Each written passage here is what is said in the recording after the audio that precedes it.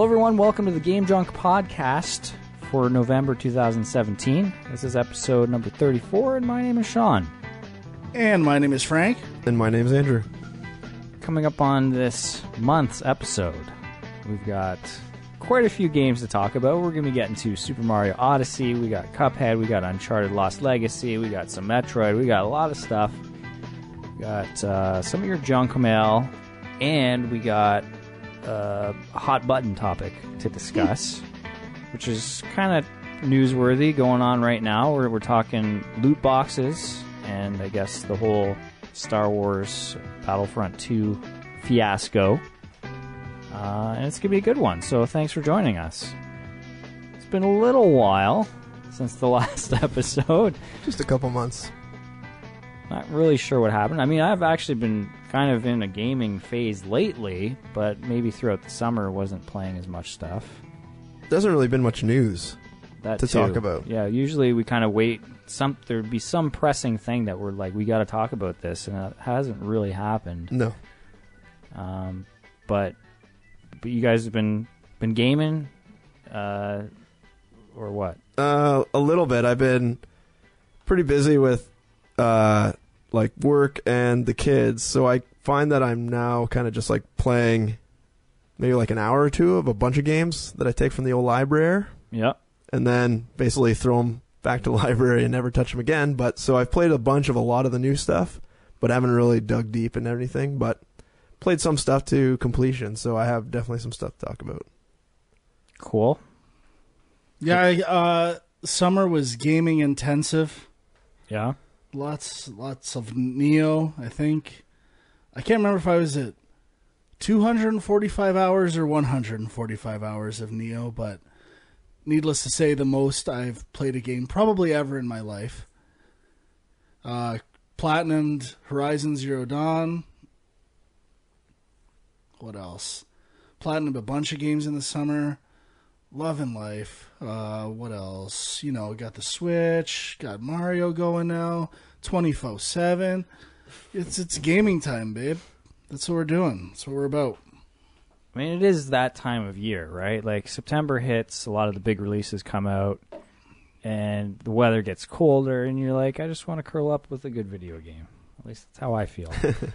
But, we should mention, though, but you've been streaming some stuff, Huck City. Yeah. Mostly horrible games, actually. It's all right. That's entertaining, I think. I thought so. I thought they'd be better than they were, but they were not. Some of them, anyways. So you're still doing that on the Game Junk Twitch? Well, channel? It depends. If I do it on my PC, I could do it on the Game Junk Twitch channel. Okay. And if I do it on my Xbox, I have to do it on Huck City Games Twitch channel. But I set it up so the Game Junk should host it or something, whatever they call it, like host the broadcast. Okay. So I don't think the chat will work through the Game Junk, but it'll redirect you to like my Twitch page, and that's because Frank has the monopoly on the Xbox One Game Junk Twitch ID or whatever. Okay. Is that true, Frank? Did we lose Frank already? It's back. Oh, okay, good. That was my fault. But Frank's Xbox has it tied to his account. Right. So I can't use the Game Junk account on my Xbox One. So I had to make my own, and then it Frank, reroutes. You gotta, release the monopoly on that, man. I didn't know I even was doing that. I think it was from like 4 years ago when you first got your Xbox One, and we did some streaming at your place. I would gladly give it up, man. Oh, well, whatever. Yeah, I'm getting followers. Yeah, I'm taking over. I mean, at least there's something happening in the Game Junk world while we're not recording. When I did South Park, I had like 2 people there watching with me. It was great. Nice. Patrick's always good for being on. No, but you do upload them to YouTube after. Yeah, too, I do. So people can check them out that way. Yep. So, I don't know. I guess we should mention, so obviously, Facebook.com/GameJunk, @GameJunkPodcast on Twitter, and there's occasional news postings going up there. What about, so we have the community on PlayStation, right? Yeah. I think Blake is basically our community manager on that page. We call it Blake Junk. Our boy Blake. And then, did we set something up on Xbox? I can't remember if we did or not. There is a, what do you call it, club? Okay. A club? Yeah. Right. I mean, I'm hitting an Xbox heavy phase, so we'll see what's happening. I'm always in an Xbox phase, and I never see anything. I don't know if I might not be in the club. You're not in the Game Junk Club. Yeah, I never see anything related to it. I mean, on my Xbox. Yeah, I'll sign in and there will be notifications about stuff, and I never look at them. So I'm pretty lame that way. But if you want to connect with other listeners, you can do it that way. I think. Yeah, I think Facebook is still the best for like discussing video game stuff, and then I don't know, probably any other channel you'll get a couple people here and there you'll be able to talk to. Yeah. Or even on the Film Junk website when the shows go up is a good spot. Yep, definitely. Okay, so before we jump into it, anything else you guys want to mention? Like, I don't know, like, career-wise, if there's anything, or, like, personal projects. Like, I got nothing, so, You're just looking for some gaming inside. Throwing it out to you. Nothing for me, really, yeah. Oh, okay. Working on contracts and side projects and nothing to talk about really yet. Okay. Well, let's kick it off with some Star Wars Battlefront 2 discussion. Now, I played like half an hour to an hour of the campaign. That's about it. I think I'm in the same.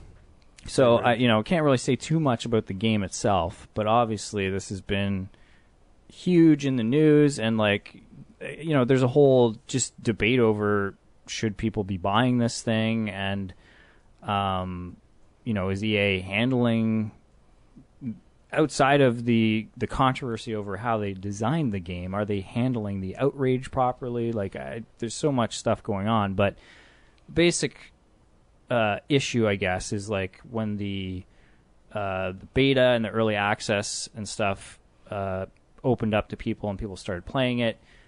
I think it was known ahead of time that there were going to be microtransactions in the game, which is something that's been happening here and there. I mean, it certainly was happening a lot with free-to-play games, but it started to happen a bit more with the AAA big-budget games as well. And if we're going to set this stage, Sean, let's set it properly. Sure. One thing is that, I mean, pretty much every shooter has microtransactions. Right. So, I mean, right? I guess, Overwatch, Call of Duty, Destiny, all have that kind of system. Overwatch. And I'll add on top of that, EA, where they had a season pass for Battlefront 1, had eliminated that and said there'll be all DLC will be free. All content DLC will be free. Right. So, and fans were happy about that aspect of it. Yeah, they love free shit. They're cheap as fuck. And, well, because, I mean, one of the big complaints about the last Battlefront game was that, there wasn't a lot of content at launch and that you had to pay to get more maps and there was no single player and all this stuff. So yeah, and then it split the player base. Right. Because you could buy the packs individually and all that stuff. So it seemed like they were addressing some of those issues. But then the microtransaction thing, as people were starting to experience the game, they started to realize that, there's things... It's not just, buying... The ability to buy cosmetic things to dress up your character or whatever. Like, it's actually tied to gameplay stuff, which I think some other games have had this as well, where you can, like, buy, amazing weapons out of the gate, or you can level up your character quickly. So it was that, but it was also like tied to the hero thing, which is a big draw to this game, like being able to play as classic characters like Luke Skywalker, and people kind of looked at how many coins or whatever you get from playing and how much it would cost, and they said, it would take like some crazy, like, wasn't it like a couple of weeks to be able to play as Luke I think it was a couple Skywalker. 1,000 hours or something like. So then people were like, okay, this is insane. Like, this is way too much required to play as these characters. So then EA responded and said, okay, we're reducing that. But they also kind of reduced some of the payout on... Yeah, they like cut the cost by 75%, and then they also like cut the rewards by, I think, pretty close to equal that amount as well. So it basically was like, you're still going to take as long to get it done, if I'm correct. Something like that, yeah. So, again, people were like, okay, well... Or maybe it was just the payout for each match or something, but bonuses were still up or whatever. Mm-hmm. Yeah, so people were still upset, and this was like coming to a head like days before the game is about to launch. And they basically panicked and said, we're pulling microtransactions for now, and once we can listen to your concerns and figure this out, we'll reintroduce them to the game. And again, I don't think people really responded positively to that either, because it kind of felt like, well, we'll disable it so everybody buys the game, and then once everybody has it, we'll do whatever we want.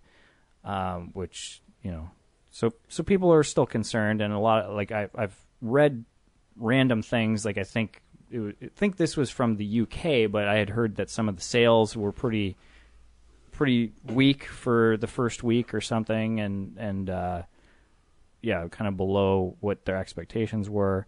So it clearly seems to be having an effect. I know, Frank, it almost had like... I mean, it affected you to the point where you didn't want to buy the game, but it was almost for the opposite reason.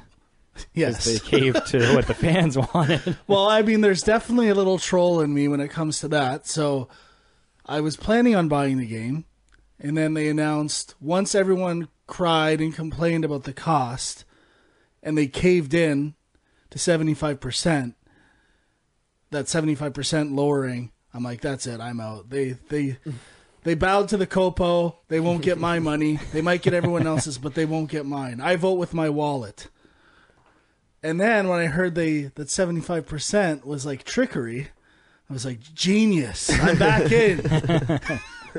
Although I'm kidding about that one. And then now they're just saying, have everything for free. We're sorry, gamers. Oh, don't hate us. Don't hate us. We're EA. No matter what you do, they're going to hate you. So you might as well stick to your guns. Be the evil empire. Because the problem is they want it. They want it so bad. They want Darth Vader so bad. They have to have it. They will pay for it, and they don't want to.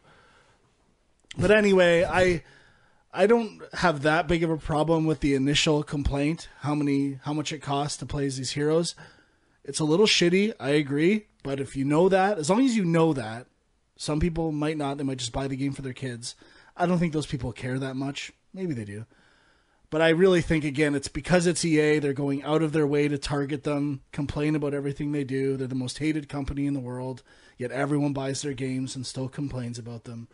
That it was going out of their way to do this. But I cannot, the way they handled it is just a disaster. I don't even know the state of the game. They've changed it so many times, and I have no idea what to expect. I've played it for 10 minutes. I did 2 multiplayer battles, which were not that great, and I did the single-player campaign or watched my friends play for 20 minutes, albeit they don't play that many video games, and they were hammered, but it was so awful to watch, at least the start of the campaign. So, I mean, it doesn't look that good for the game, but I am still going to play it a bit. I have, 8 hours left on my trial with EA Access anyway, so that's, if you want to complain about EA, that's, I can play that game for practically for free for 10 hours, so, and make my own decision based on playing it. So, there are some positives to the company, but undeniably, the way they handled this is so confusing, can probably only hurt the game. I think it hurt their review scores. I think a lot of the websites pander or, reflect what the voice of gamers is rather than what their own feelings are on a game. And I think it has affected their review scores. So for me, I actually think that the outrage was... The first outrage, kind of like what Frank was saying, that the cost was too much to buy these characters, was valid. To me, that was a game balancing issue. Mm-hmm. So they don't have, from the mobile stuff, all these mobile games, they focus so much attention on making sure that economy is correct to maximize people paying.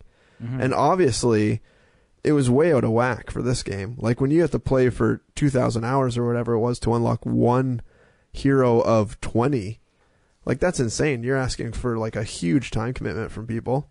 From what I understand, though, it's not all heroes. You have some heroes. It's not that you had access to no heroes out of the gate. You had all the new heroes, like Yoda, Rey, and a few others. I was able to play as Kylo Ren. It was just some of the legacy heroes you had to earn to get back again. Okay, sure. Yeah, but like Vader and Luke or something were gone, right? They were behind a paywall or a play wall or whatever you want to call it. Yeah. But so as were many heroes in the previous DLC. Yeah, so I'm fine with that. I'm fine with having a paywall. I mean, sports games have been doing this for like 5 years now. Look at NHL. Okay, you play on the EA SHL Hockey League.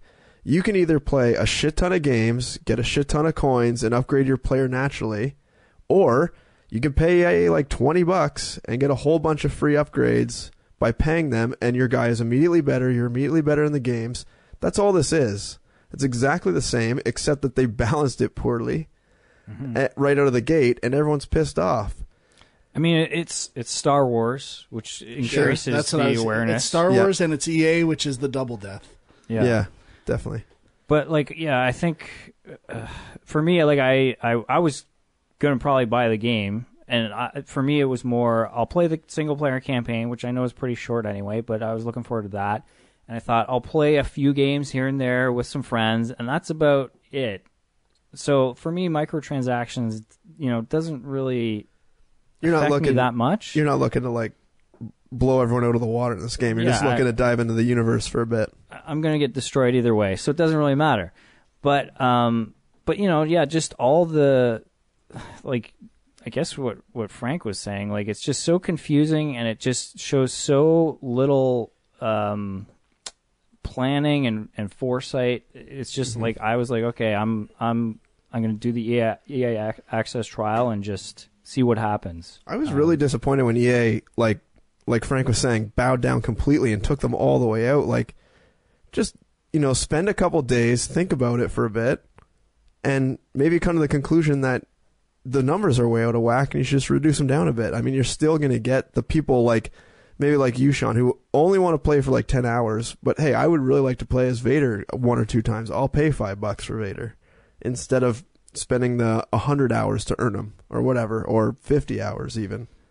Yeah, and I don't know all the details of like what the status is right now, but I think just turning off the microtransactions doesn't really fix the issue either. Like, I think... Yeah, that's what I mean. But there's still, like, I don't know, like, are people still getting XP and stuff as they're playing the game? Like, I assume they still are. I think there's still other stuff you can earn.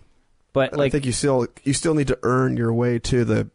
Or did they unlock all the heroes? That's what I'm not sure. I'm assuming they unlocked all the heroes. I don't. But think there's still guns and those card boosts and stuff you can unlock with XP. So I'm assuming you could probably unlock those with money before, but they turned all that off and maybe unlocked all the heroes. It's just like, you can just turn it off, but like now the balancing of everything is fucked, and it's and then when they turn them back on and people come in, they're going to be. Well, I mean, I guess they can buy their way to the front of the line. Just like you would have to anyways. Yeah, so, I mean... Well, even the idea that they've turned them off, are they planning on turning them back on? I'm still confused.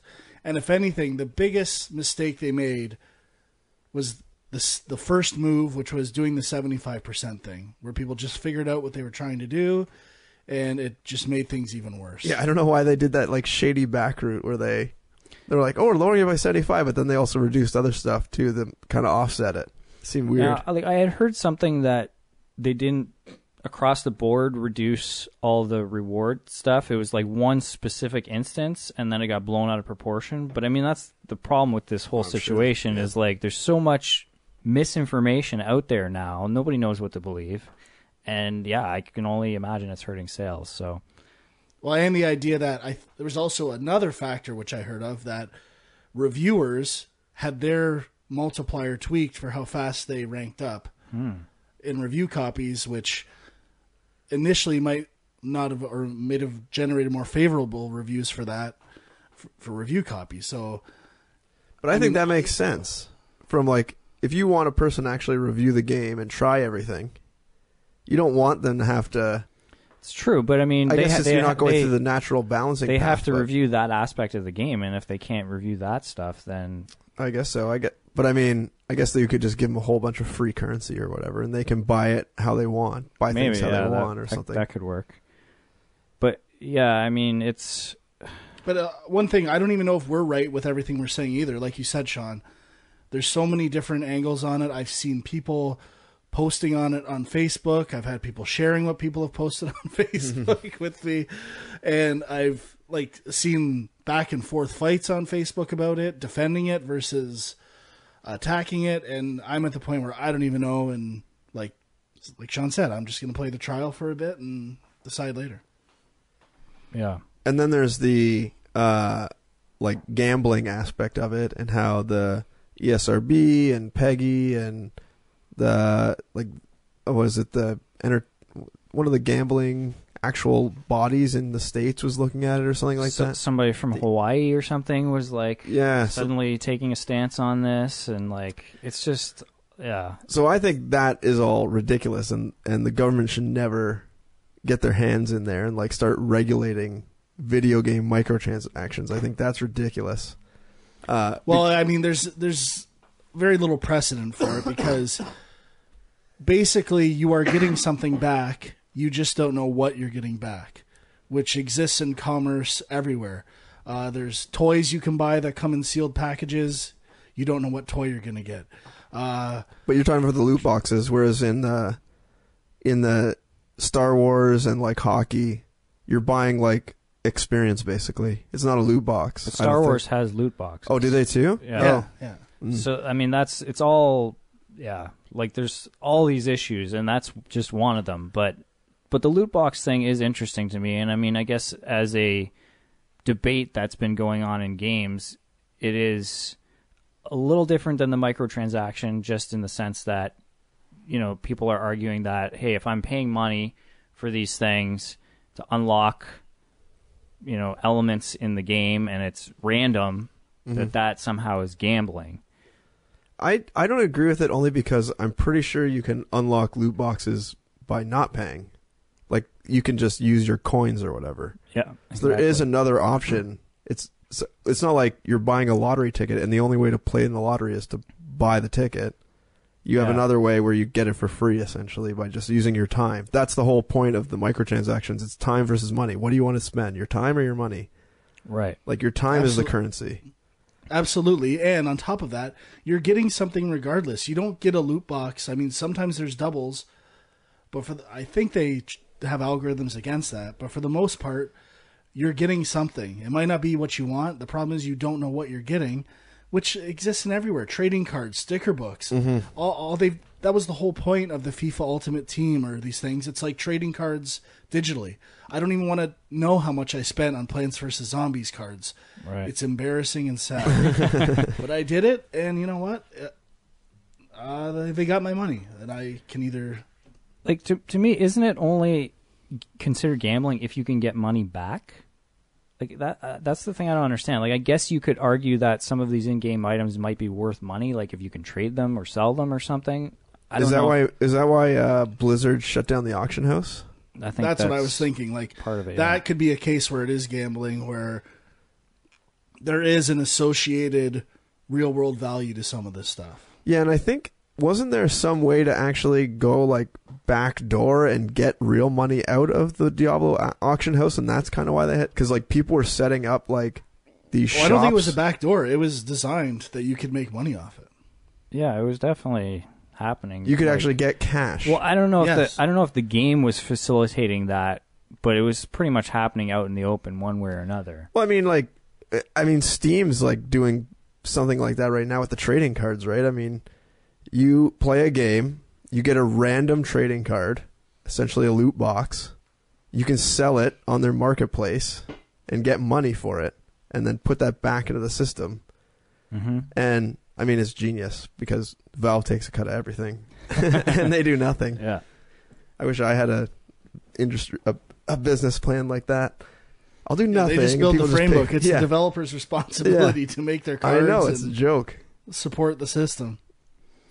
So here's my take on the loot boxes, and like I haven't been 100% following all the latest stuff. Like I know Huck City, you were just saying.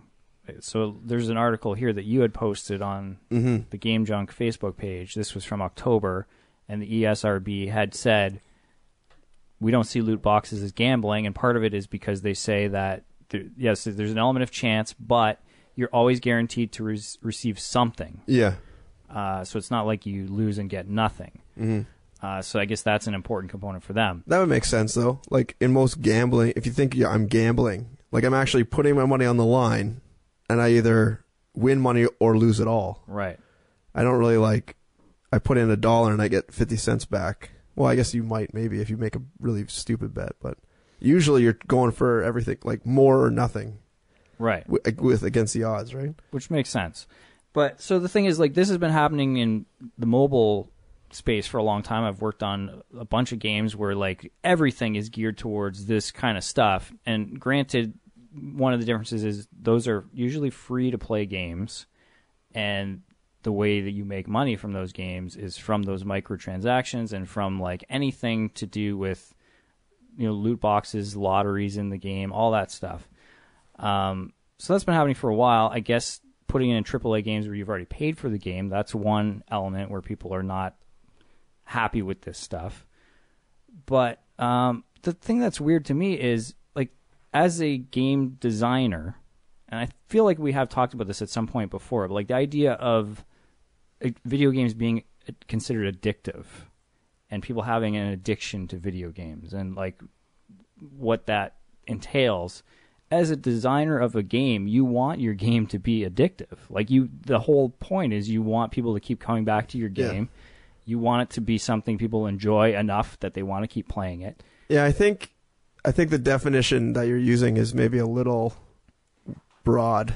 Because, like, I know when mobile games first came out on, like, my first, like, smartphone, there was, like, and they just started introducing basically what you're seeing now. It's like, you spend your time or your money, and they have the same thing where it's like, oh, you could do 3 actions and you got to wait half an hour or whatever. Like, right. I got really addicted to a couple of those games where I was like, okay, half an hour's up, got to come back and do my 2 minutes of work or whatever. Right. To the point where it's like really screwing with my life, basically. Like, that was an addiction. Whereas, like, addicted to, like, a fun game, you're really not coming back because, like, oh, I need to, like, do something in the game that I'm now allowed to do. I mean, you're coming back to it because it's fun. There's certainly like a psychological element, and like some people have, like an actual, I don't know what you would classify it as, like a mental issue with that, where it's like they can't help themselves. And yes, these systems sometimes are preying on those people. But well, I mean, in my case, if I was not super cheap, I probably would have thrown money at that game. And that's the people they grab, is those people that get addicted to the time sink, but also want to spend the money. Right. Like, they just want to keep coming back and progressing through the thing that never actually ends. Yeah, and like your whole business model for a free-to-play game anyway is that like 90% of people aren't going to pay for anything, and then like 10% are going to pay a shit ton of money, and you're going to make all your money off them. Which, sounds kind of sketchy, and it is. Yeah, but it's a little predatory. But, then you got stuff like the idea of like a daily loot box or something. Like to log in every day, you get some sort of bonus with like a random chance of, a great item or something. Like, that's something where it's like, we're just trying to put something in that makes you want to come back to this game every day to keep you engaged with it. Yeah. Is that crossing a line? I don't think that sort of thing is. Absolutely not. Yeah. I don't think that sort of thing is. Like, where you're just, like, enticing people to come back. That's not really the same as putting, like, big time walls almost up to try to force you to pay money to progress faster. Yeah, and it's a fine line. I mean, like... Whoa. This is not a fine line. Arcades. It was put quarters into play. If you want to play, play. Put more quarters in. They're designed to be hard, so you have to put more quarters in. You know this. There's no... this isn't Xantar, the gelatinous cube from Wayne's World. This is like, you can beat the game, but it's going to cost you money. Yeah. It's the exact same thing. It's... you have a decision. You have a personal decision. Do I want to pay for this, or do I not? Right. But I guess the gray area there is... some people would argue at some point it's not a decision anymore. You are now psychologically compelled because of how things have been set up, or because of your own personality. You could be psychologically compelled to buy anything that you can use money to buy. The whole point of advertising is trying to prey on the psychology of how people consume. So yeah. So are we going to outlaw consuming things and spending money? Well, I saw one article that was talking about how it's rated like for 12-year-olds or something, and they were kind of saying like, oh, I don't know if this should be in there. But at the same time, why does the 12-year-old have access to the money or to the card without entering a password that they can just unlock whatever they want? I agree that's a different issue. If kids that's are spending... a parenting issue. That's not really like a game issue. I agree, but I look around here and I see about, 50 amiibos. Yeah. Which I regret buying completely. And I don't say, we should outlaw amiibos. This isn't fair. I got duped into buying these things. I look at myself and say, holy fuck, this is embarrassing. What was I thinking? We need a little more personal accountability in the world. Not everything is a systematic problem, especially when you have a choice on whether or not to spend money. Yeah, I think you're right. The fact that it's a game that kids can play and certainly are playing is a big factor. But there's in mobile games they had a law that was passed in the States, maybe in Canada as well, where like if you had any social ties to social networking stuff in the game, you basically had to ask the player when they started the game how old they were, and if they were below a certain age, you locked out all those features. Yeah. So it's like something like that could come into play where it's like you ask how old the person is and then you lock out all the loot box stuff if they're too young. But then it's like you just lie about your age. So yeah. Yeah. Which is like be going on websites forever. How old are you? January 1st, 19, whatever. Just go down as fast as you can. Yeah. The idea is like the only argument there is for shutting this stuff down, and gambling is an interesting area to label it as because that's debatable, is whether or not it's detrimental to the general public or causes bad things. So the argument about legalized gambling, does it hurt people's lives?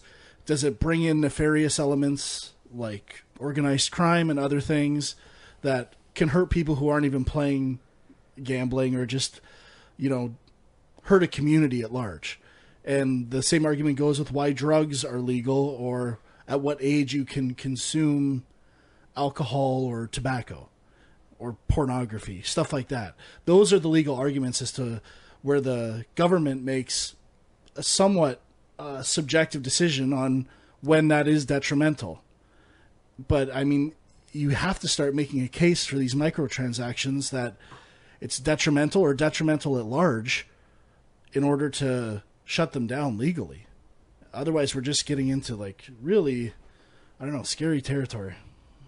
Yeah, I don't think it'll ever be... I hope not. I hope it's not ever deemed illegal because it seems like... But, the thing is, it feels like all these politicians are suddenly jumping on the outrage from Battlefront, which is not 100% just about the loot boxes. It's about a lot of other stuff, too. But they're just jumping on it and being like, let's ride this wave of course they are. Shut this they're thing politicians. down. As soon as it was the top downvoted thing on Reddit and then some website that wasn't a video game website wrote about it, then it was time to pounce and get all their votes. Yeah.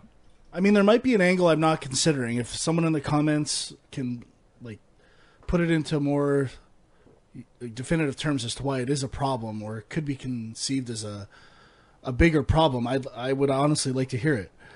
I think that in the case of loot boxes in video games, to me, they were always designed for the most hardcore of players. These are people like Call of Duty and Overwatch. This is basically the only game they play, and it's a way of them getting more out of it.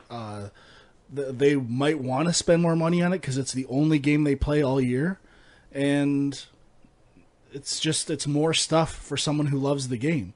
I mean, the alternative is don't put any stuff in it, and then people will complain there's not much going on or much leveling or customization in the multiplayer game. So, and I think they're actually a good thing when they're tied to like your players' abilities or something. Like so in like NHL comes out every year, shooters come out every year.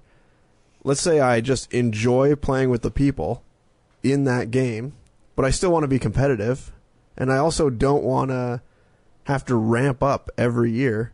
I just want to jump up to the highest skill I can be, as if I played for 200 hours already. I already know I'm at that level, but I don't want to play that 200 hours again. I'll just give them $20 and be right at there and go. And like some people, like I know when I used to play NHL a lot, some of my friends would do that. They're like, I don't have, 100 hours to grind my character up. I just want to play with you guys at like a high level. I want my guy to be able to skate fast. I want him to be able to move. I'll just give EA $20, boost my character, and right now I'm going scoring goals. Yeah, so I guess the argument or the question there is like, why do you have to level up a character? Like, why can't you just start and everybody's an equal playing field? But I mean, part of that is there's an RPG element that people like leveling up their characters, and it's all about like, people will buy. There's people who buy like lots of games and play a ton of different games, and then there's people who buy like one game every year and they sink all their time into that game, and like, you are adding depth and making it more fun for those people. It's just really hard to balance these games for like people who are hardcore into them and casual people who just want to pick it up and play. Mm-hmm. And like that gap just seems to be widening, and I feel like that's a big. Yeah, I mean, in general, I think the weirdest thing with the EA Battlefront issue is they make a claim that there's no DLC anymore. It's all free. But they're starting to push stuff that was DLC into microtransactions. So that's a little bit of a gray area. I'm sure levels will be free and other game modes will be free, but this is one aspect of DLC that they've put under a paywall. But it's not totally under a paywall because you can just play a lot. It's true. I mean, the biggest thing for me personally, cosmetic stuff for, like Overwatch, the little gestures you do and stuff like that, like go nuts. Have as many loot boxes as you want for that stuff. I think if developers were smart, they would go that way, because otherwise people just get mad. I actually like the model of like being able to pay money. So like in the original Battlefront, let's say they released the Death Star level pack, and I really want to play it. I bought it because I really wanted to play it. Now, if I could have just played a lot and like earned enough to buy it through like in-game currency instead of having to pay for the season pass, I might have done it that way. And I mean, that would have been great for me. Other people would have just been like, I want to play it right now. And then they just buy it. So to give people the option, I think it's better. I think it's more consumer friendly almost. If people don't want to spend their money, they want to spend their time. Mm-hmm. I think it's better for the consumer, especially these guys that are playing these games like insane amounts. Like the people who are probably complaining the most are the people who are going to play the most. And they're going to earn enough coins over the lifespan to buy everything anyways within game currency. So I don't know why they're complaining, but that's kind of true. I mean, like the statement that EA made, there was one element in there that kind of made sense. I mean, I know it sounded stupid, but like they said, we want to make you feel like you've earned these heroes or whatever, that you've put in enough time that you feel like you've accomplished something. And like that's a good pull to make you come back and play the game, just like you were saying with the daily rewards. Like if I want to work towards unlocking Luke Skywalker or whatever, it makes sense. But I think to have it be like 2,000 hours to unlock Luke Skywalker is probably a little excessive. and a poor balancing choice. Yeah. But, you know, again, it's like, are you catering to the hardcore people or the casual people? And, yeah. Well, I think in Star Wars you need to cater to the casual. Yeah, I guess that is definitely a game that you have a lot of those kind of people coming in. But, yeah, the only other thing I want to say is just, you know, like, I know there seems to be like a an opinion out there that you buy a game, anything that comes out for that game afterwards, any DLC or additional content, I should just get that for free. Which I can see maybe why people would think that, but it's like, well, they're paying people to work on that content, so you have to, you know, make money off of that. If you I know there's a weird thing where people are like, sometimes there's DLC in the game already, and then they just unlock it later. Yeah. Which that kind of makes that a more of a gray area. But, like, I don't know. I feel like these companies are just saying, well, okay, here's a huge game that's a big success for us. People play this thing year round. Let's just add more content and make it more fun for them and keep them coming back, and we'll make a little more money off of that. And that this is all just win-win. Avoiding one thing, which is with AAA games, this is the way to do it so that Call of Duty doesn't cost $120 to buy it. Like, they could raise the price on games, but no one has wanted to take that risk yet. So this is like a quantifiable way to make you pay to buy the deluxe edition for a game when it comes out and pay more for the game than the base version, because you know you're getting whatever extra things or a season pass.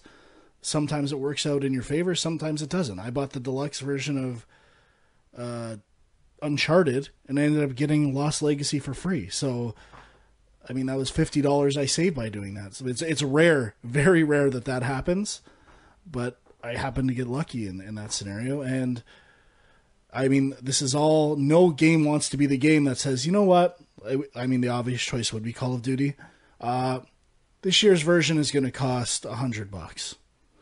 And you know what? We'll see if you'll pay it or not. We think you will. And so this is just a way of not doing that.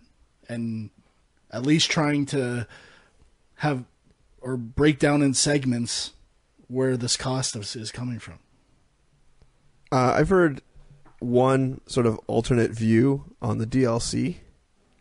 So instead of getting consumers to pay, like, at the tail, like, additional money, you are actually relying on that DLC improving the overall game as a whole. So you give it away for free, but then the whole way you make up the money is by getting new players to come on because of that DLC, and also not, like, lowering your prices, not trying to gain money through sales, but just by adding DLC, you keep the value at the high end. So people a year later are still buying that game exactly for regular price. Yeah, well, basically. the three games that have used that model pretty much, I'd say, are Halo 5. I'm doing the lesser ones first. Halo 5. I'll say the other one. Grand Theft Auto 5. Yeah. By, like, their online component, constantly adding new stuff to that. And at the same time, never dropping their game below $35. Yeah. It has never dropped below a price, and they keep adding new ways to entice people to come back. And the other one I was thinking of was Titanfall 2 has done that as well.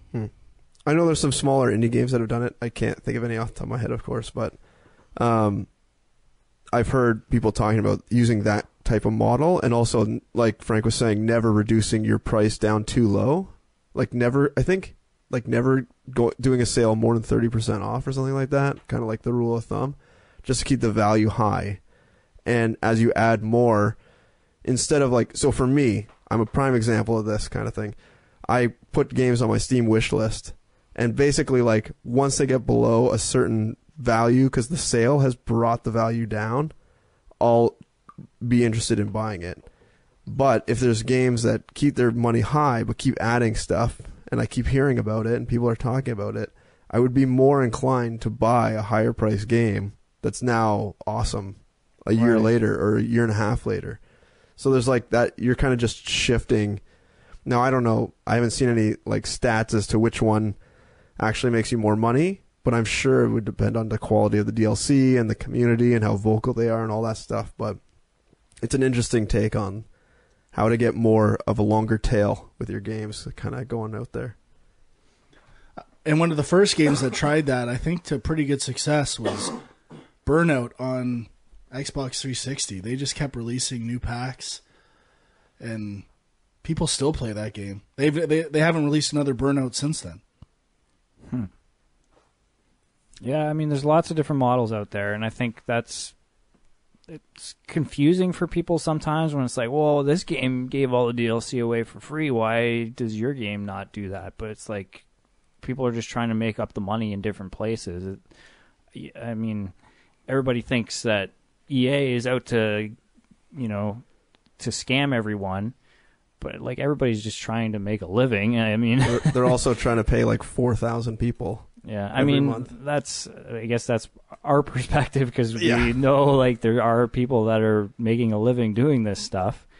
But yeah, I guess just something to think about, that there's always different ways to do it, and if something seems like a ripoff, maybe it's not. Think of the game developers next time you go to downvote EA. Yeah, those poor people that worked on Battlefront 2 and just yeah, that sucks. Or just buy the game from the company you love. Yeah. All right, well, let's shift gears a bit then. Let's get into some stuff we played. I think we have some stuff to kind of do full reviews on. I don't know which ones you guys want to... Is there a game that all three of us have finished? Probably not. No. Odyssey, I think. Yeah? Yeah. Did we all finish it? Mm-hmm. I think so. Did you finish it, Sean? I did. We all did, then. Then let's start with Super Mario Odyssey, which certainly one of the bigger releases of the holiday season, and I think there haven't been a ton of huge releases. At least it hasn't felt like that to me, other than the obvious Assassin's Creeds and the Call of Duties. But yeah, Super Mario Odyssey, probably the second major sort of must-have title for the Switch. It seemed like it was going to do some different things, and I think it did.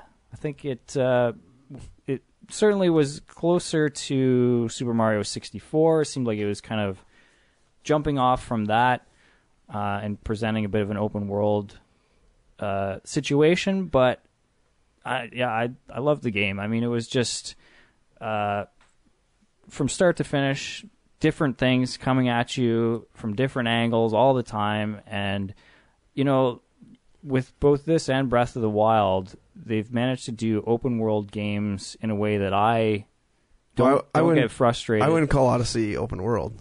Well, at all, but I guess, yeah. Maybe it's debatable. I kind of would. To me, it's like the perfect open world design, which is, exploring a smaller sized area. I think we talked about the same thing with Arkham City or some of the Batman games, where it's not a huge area, but there's lots to find. Everything has meaning, and it's like exploring this smaller area and getting everything out of it, which to me is much more rewarding than I can walk for 10 minutes in Zelda and get to something and it was actually nothing. I thought it was something and I just wasted time walking, basically. All right, well, I guess my definition of open world is different than yours, guys. Mine would be like, can you walk from New Donk City or whatever it's called to the Ice Fortress, the world? Yeah, I guess not all worlds are connected. Yeah, but I understand. within it's a like world, 12 larger worlds. It's not a linear path from A to B. You can kind of go wherever you want, tackle objectives. But I mean, that's like Mario 64 was like that. Would you call Mario 64 an open world game? Yeah. Okay, then. I wouldn't. Just the difference... I agree basically with what you're saying, Huck. Under strict rules, that's what an open world game is. Yeah. But there's an element of open world design in each area in the game. Sure. Unlike Mario Galaxy, where you're like... Yeah, hopping from platform to platform. Right, and from planet to planet, things are kind of the same. And the fact that when you get a star or a power moon for the most part, you keep going. It doesn't reset the whole level. You're kind of looking, go to the next thing. This looks interesting. And whereas Mario 64, each star, shut down, bring it back up. So there's just a nice flow to each level in Odyssey that really hits the sweet spot with me. I much prefer exploring a big but not huge area with a lot of stuff rather than a really big area where things are spread out. And the controls are just spot on perfect. I mean, every jump is just, I don't know, the control of Mario is always so great. And there's so many moves he has in this game that I don't even know if I used nearly half of them. Yeah. That's true. But you can tell they just put so much effort into making sure he slides just right and moves just right and reacts to the jump buttons just right and everything. Did you guys use the motion controls at all, or were you all like controller-ish? I started out, I never got my left Joy-Con fixed, but I never had a lot of issues with it because I was playing portable a lot of the time. And then with this game, I started trying to use the two detached Joy-Cons, and I hit that issue, so I ended up sending it in to Nintendo to get fixed. But in the meantime, I was using like a controller, and so I wasn't using a lot of motion controls. But Frank, you were complaining about that, I believe, right? Yeah. Well, initially, I'm still not sure. Does it make you use the motion controls to start the game? Do you have to shake them? No, but so. There are certain moves I don't know how to do without the motion controls. Like the throwing the hat straight up and the throwing the hat in the circle. I don't know how to do those without the motion controls. You can do it with a Pro controller. Oh, okay. Well, I was just using the regular ones. I see. Yeah, you still have to shake. There is a way to do the circular one where you like twist Mario in a 360 and then throw the hat. Throw. Yeah, but it's not easy. I agree. It's pretty bad. And the fact that there are like power moons you have to use motion controls to get. Yeah, they're impossible without motion controls. I am not crazy about that. I wish they wouldn't have done that because I don't know if it was the loading, because I loaded the game on my expansion memory on the Switch, which actually loads really slow. So I thought it might have just been loading forever, and it was telling me try the motion controls. And so I eventually took them off. I thought I had to use them, took them off the Switch, and same thing as you, Sean, had connection issues, was not enjoying it. Finally put them back, went to Pro Controller, and from there it was pretty much smooth sailing. Oh, yeah, you definitely don't have to use them in the beginning. Okay. So once I got that little wrinkle ironed out, I pretty much played the game nonstop whenever I had time to play games. It's very addictive. Oh, yeah. Getting those moons is the best. I think the turning point for me was, and it was a literal turning point, I was in the sand area. I can't remember what it's called. And I'd been using the Jaxi. You know the Jaxi? No. You didn't ride a Jaxi? No. I don't think so. Which one's that? It's the big rock guy? Well, it's like a rock cat that you ride. And it can go over the purple liquid. And no, I definitely did not. Oh my God, it's the best. But at first I was like, the control on this is killing me. Like I wasn't following the prompts. I wasn't using the brake. And once I started using that brake button, this one-off thing in the game became the most fun thing ever. I wanted like Jaxi racing. I wanted everything with this. Basically, you need it for maybe 4 or 5 power moons in the whole game. And that's the kind of attention that goes into it. There's so much variety. The smallest, every small little mechanic that you might use maybe tops 5 times in the game is so much fun, and you never get sick of it, and you always look forward to doing it again. And I mean, that's classic Mario design. Yeah, they don't overuse any. Even thinking of the cherries in Super Mario 3D World or Land. They didn't use cherries on every board. It was like when you got them, they were a treat. But it's not like they had nothing in between those levels. They had other things as good as cherries that were spread out at a perfect amount. The pacing in Mario games is perfect. Absolutely perfect. And Odyssey is no exception. On both those points, actually, the pacing I found, I'll start with, I agree. It was perfect. I found, basically, if you if you were to start a new area and progress where you needed to go and maybe venture off the path a little and find a couple extra moons, by the time you completed the end boss, you basically had enough moons to leave. You know, you never really needed to stick around in an area to grind out to progress to the next area. You were always kind of, it was the perfect amount of balance where you'd find just enough moons that you could just go on. There would be like one or two that weren't like kind of easy to find where you'd have to kind of push yourself a little bit. Now, to be fair, like I basically finished the main storyline, haven't continued on too much past that. And I know, like, obviously there's still so much more to do and find. I'm curious if I will be compelled to go back and keep playing this thing. I mean, I feel like I will, and it certainly had me hooked more than most Mario games seem to hook me. Mm-hmm. It felt a little shorter than some Mario games. I don't know if you guys agree with that, but like, I'd agree with that. There's that's not so much extra content. Yeah, it just felt like the main storyline's a little bit shorter, but yeah, way more to do afterwards, which I think is fine. But really, I think there's like 10 or 12 worlds, right? Which is, I think, yeah, 12 what Mario 12 64 had. It's just, it moves you through them faster. At a faster pace and leaves more things optional, I would say. Well, it'd be interesting to go back and see, like, in Mario 64, how long you actually have to linger in each of those levels, because I don't think you have to linger that long. I don't think it takes that many to unlock to get to Bowser. Like maybe 70 stars, I think. And there's probably at least 10 worlds in Mario 64. So you'd think shouldn't take you that long to... maybe it is comparable. I mean, I would say, like, in terms of pacing and stuff, like, I really liked the Super Mario 3D World for the Wii U.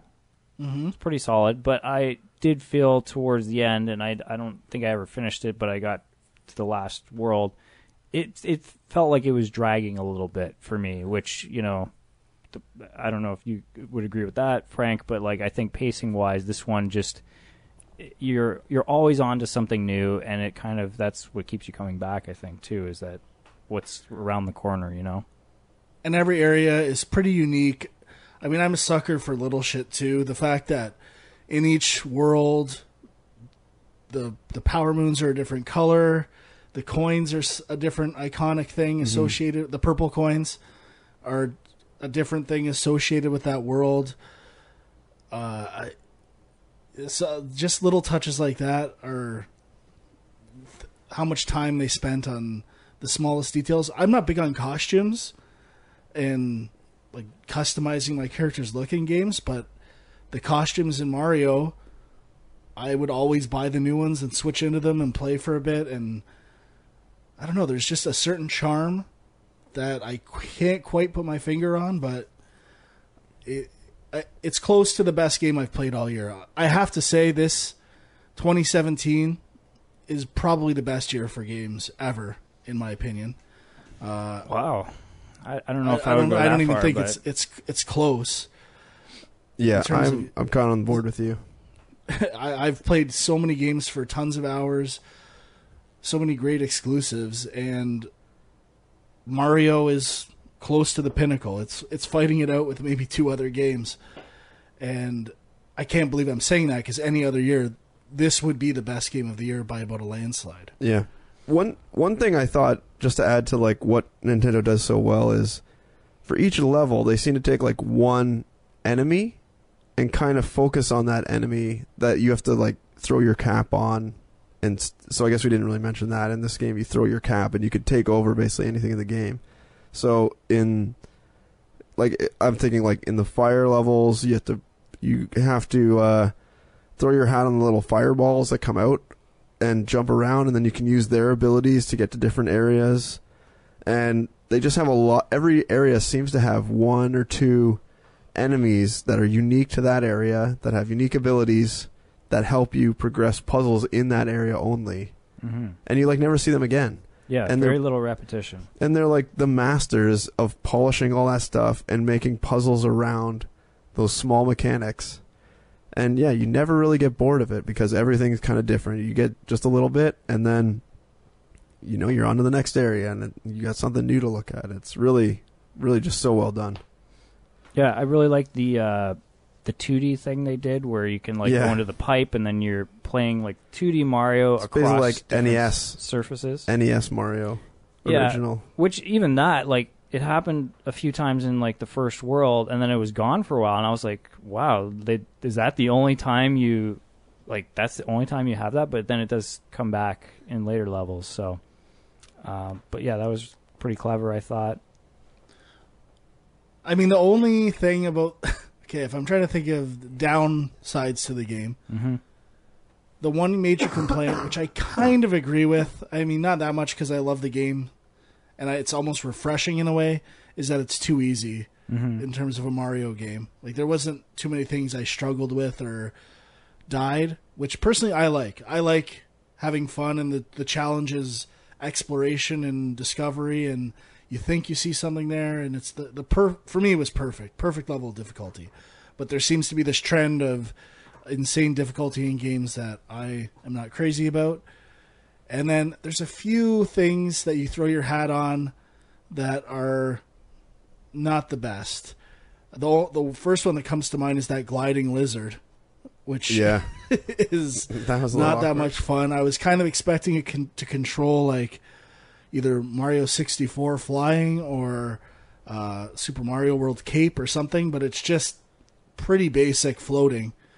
That was one letdown, and I don't know if there were...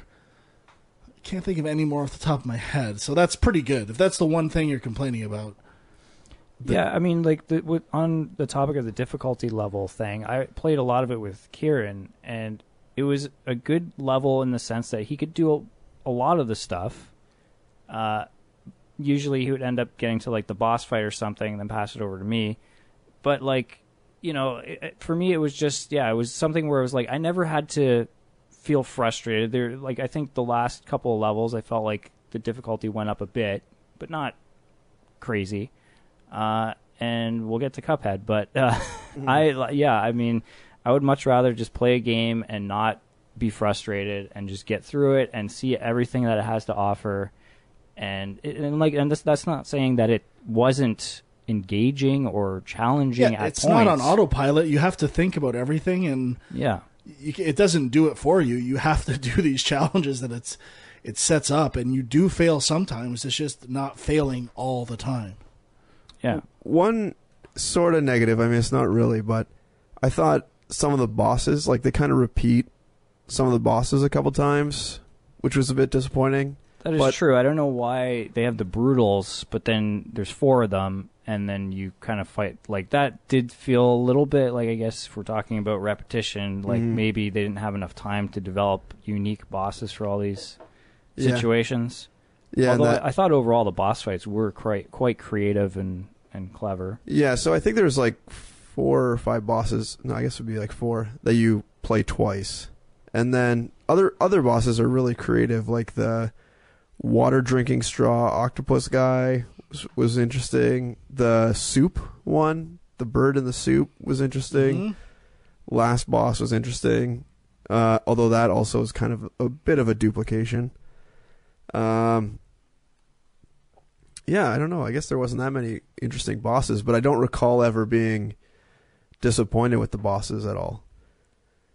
I love the bosses. Using the hats and big hats in Bowser's case, all that stuff was super fun. It looks so good. Obviously, Nintendo's art style in high definition is always fantastic. Whether it's got all the processing power of other games, they know how to make simple art look beautiful. And I mean, it's not a case if they was on a PS4, it would look way better. I don't know if that's the case. I think this game looks about as good as it could possibly look. Yeah.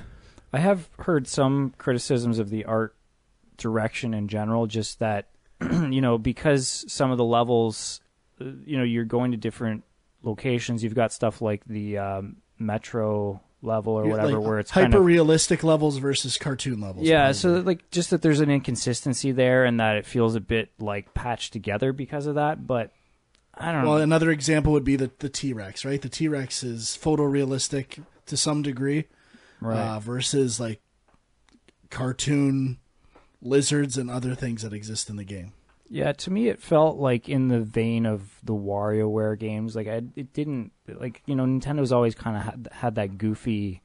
I don't know. They've been able to play with that, the differences in style, and kind of make it fun. And I mean, again, it's not like you play a Mario game for the story. So I thought that was going to bother me more. I remember seeing initial things and thinking, New Donk City, this looks a little out of place. Even the T-Rex looked a little out of place for a Mario game. But honestly, when I was playing it, didn't notice. Was just having so much fun. Didn't care. The T-Rex was really the only one that was a little out of place for me, but I didn't mind either in the long run. I can't wait for DLC for this game. Yeah. Do you think they'll do it? I don't know if they would. There's so much content in there. Oh, they're definitely going to do extra moons? Yeah, or worlds, whatever they call them. It seems like, would be a good candidate. I can mention that there is a two-player co-op mode where one person controls Cappy. Not as good as Galaxy. Pretty frustrating. Yeah, it was. I mean, maybe it would be better with two controllers, but using the two Joy-Cons, I found that when you're controlling the hat, you really you end up spinning really wide arcs because of just using that thumbstick. Just something about it is weird. Yeah, I was trying to play with Ethan. It was basically impossible. I mean, he was not doing anything. If you want to talk impossible logical co-op, we could talk Sonic Mania in a bit. But yeah, I guess it's cool that it's an option, but it's not great, I would say. Yeah. Maybe if you had two skilled gamers playing, but 4 and a 6-year-old aren't really ideal co-op partners in a difficult game. But I mean, it was just hard because you'd be relying on somebody to move the hat to where it needs to go, and because you're kind of doing these wide circles all the time, you'd end up getting hit, and just frustration ensued. So yeah, yeah, and sometimes you're kind of planning on the hat coming back at a certain time, and they could just hold it out there for as long as they want and bring it back. You're trying to avoid enemies, and they're just kind of screwing around with the hat somewhere. Yeah. Doesn't really make it very fun. In terms of DLC, what I thought it might be in the game, I mean, there's a version of it in it, but bring back every Mario 64 level or levels from other 3D Mario games. I actually thought they were going to do that when you get to the Mushroom Kingdom level, because that castle looked very similar in style to the Mario 64 castle, and I thought, oh boy, they're gonna do something here, but they never did. The whole game, I thought they're gonna give you Mario 64 at the end, and might have been a bit bold of a thought or request, but yeah, just a bit. There's a little bit of it. Yeah, not too much else to say. Much else to say. But yeah, I mean, it's definitely up there, one of the best games of the year for me. And between this and Breath of the Wild, it's I know we kind of are always doubting Nintendo, and then it's, to me, just those two games alone, it's been a strong year for them. And the Switch, I don't know, I haven't really looked at sales numbers or anything, but it feels like it's definitely doing better than the Wii U. And I think the smart thing that is happening that I didn't think about with the Switch is that people are buying it as a home console. Like the Vita failed.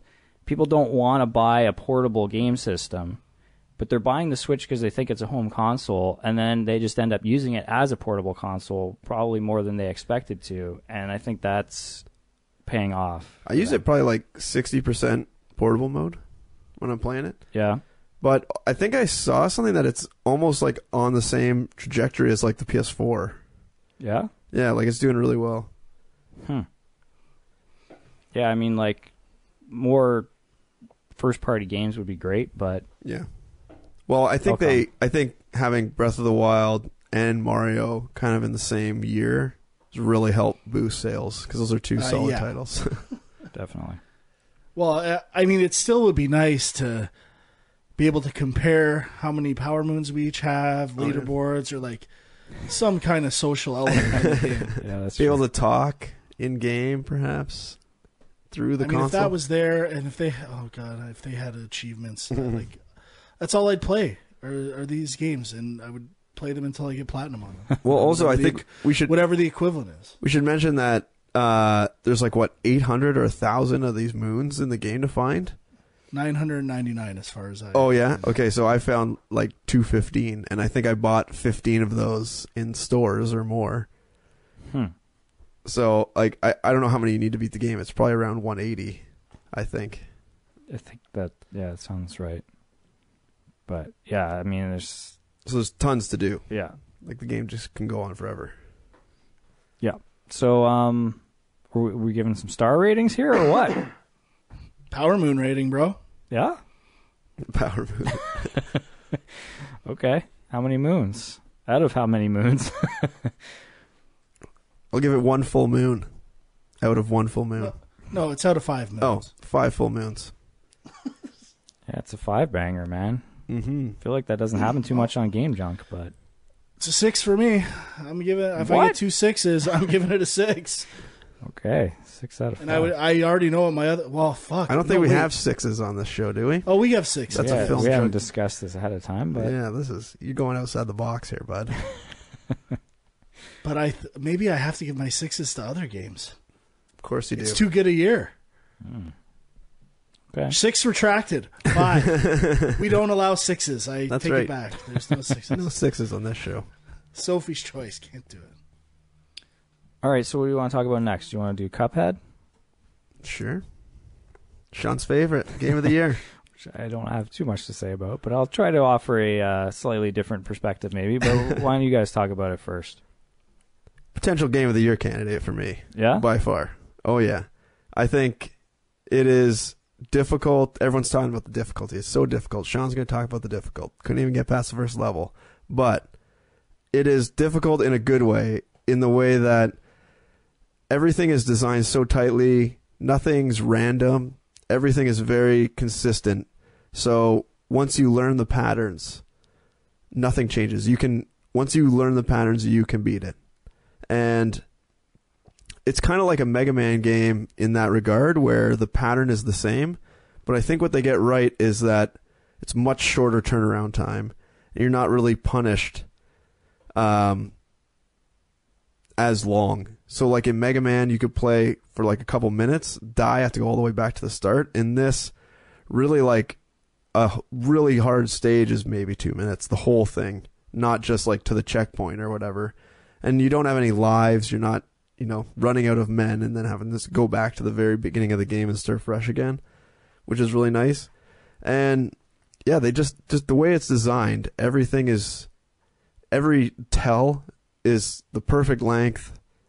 And once you learn it, really, it's such a nice progression, because they also, when you die, you get a readout of how far along in the level you made it. And so each time you go through, this was in my case, you'd progress a little further along that wall or along that line. So you can see visually that you're definitely making your way. You see how close you are to the finish. So you're actually like getting closer to the end. You're not just wasting your time and, figuring out things. They also have like an easy mode, which cuts out some of the more difficult challenges. Now, do you actually cuts out different things the bosses will do. Oh, is that how it works? Yeah. Okay. Yeah. So certain patterns get removed from the sequence, and also the length of the boss is shorter. Okay. Yeah. Frank and I were wondering. We weren't too sure what the difference was there, but the thing where it shows you how far you made it, I assume that's just for the run and gun levels, or how does that work? with boss fights? Everything. Every boss. It's like each boss has like 3 kind of like major stages, or 4 or 5. So there's like, there's a certain pattern it does, and then it goes to a different pattern, then it goes to a different pattern kind of thing as you progress. Right. And so depending on the amount of damage you take off, right, it'll progress through the line that way. I don't. Yeah, in the line, each phase of the boss has a distinct marker, yeah. And you just see which phase you got to and how many phases are remaining. I mean, if you beat one boss, you would know that, but I guess you didn't. I beat one. I beat one, but I didn't. I honestly didn't notice this. So I'm curious how I didn't. Like, this just comes up after the levels, after you die? No, anytime you die. Anytime you die. Yeah. Basically, if you died one time, you saw it. Maybe, does it not come up in easy? It comes up in everything you ever do in this game. Huh. I don't know how Unless you just walked around the overworld and didn't actually go into any levels, which I wouldn't put past you, I guess. No, I mean, I definitely tried a bunch of levels, and I certainly did not put a ton of time into this game, but was very frustrated. I mean, I pretty much tried easy, like, out of the gate, and was dying all the time. And to be fair, I was playing co-op with Kieran a bit, which is, obviously that's just making it so much harder. But tried on my own, like, the run and gun level, I think, was where I really just got super frustrated. And I felt the opposite of what you're saying. I felt like it was just random. There's just bullets flying everywhere. And I was like, I'm not making any progress. And it's just, like, the aim of my gun is so limited. And because of the big cartoon characters, I felt like I didn't know where the hitboxes were. And I just felt like that's sort of part of the puzzle. Yeah. So, I mean, I certainly want to go back to it, but, immediately was like, this game is not for me, and I have better things to do right now. But I would like to go back to it because I think visually it's beautiful. But yeah, I love visually everything about the game. Every boss is unique and pretty amazing, actually. I would say I'm in between Huck and WWII when it comes to the random elements of the game. I think for the most part, everything is well telegraphed, but there are a few bosses. I haven't beaten it. I've only beaten the second stage. With random parts to the bosses in certain stages that really got me going, got me angry. Well, there are the like attacks they use are random. But once the attack is chosen, like, it basically will always come out in the same area, do the same sort of pattern out, right? Like, I gotta disagree there. With the dragon boss, the fireballs that walk along the bottom. Okay, yeah. They jump at completely random heights and speeds, where it was very frustrating. I eventually found a tactic to get around them, but out of any boss, that one took me by far the most amount of tries because of random elements. Sometimes, but I don't think it's that bad. Sometimes the bosses become a lot easier depending on your weapon loadout. So there's like, yeah, for sure. There's like 6 different types of weapons, and I think 3 or 4 types of special moves or so you can get. So all those help kind of like as you progress through the game. Yeah, no, that was something I was wondering about. I only got to the point where I bought my first perk or whatever it's called, and I chose the one where when you dash across you don't get hit or whatever.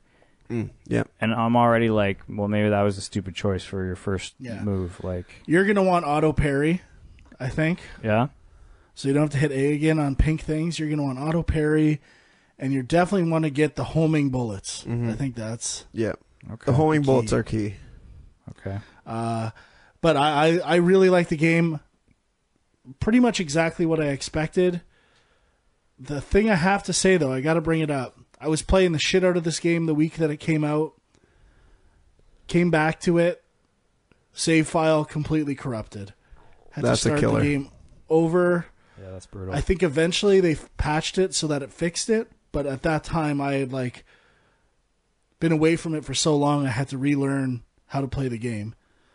So I've gone back to it. I'm pretty much a little further than I was initially, but that was a real fucking bitch for that to happen. Yeah. And I was not happy.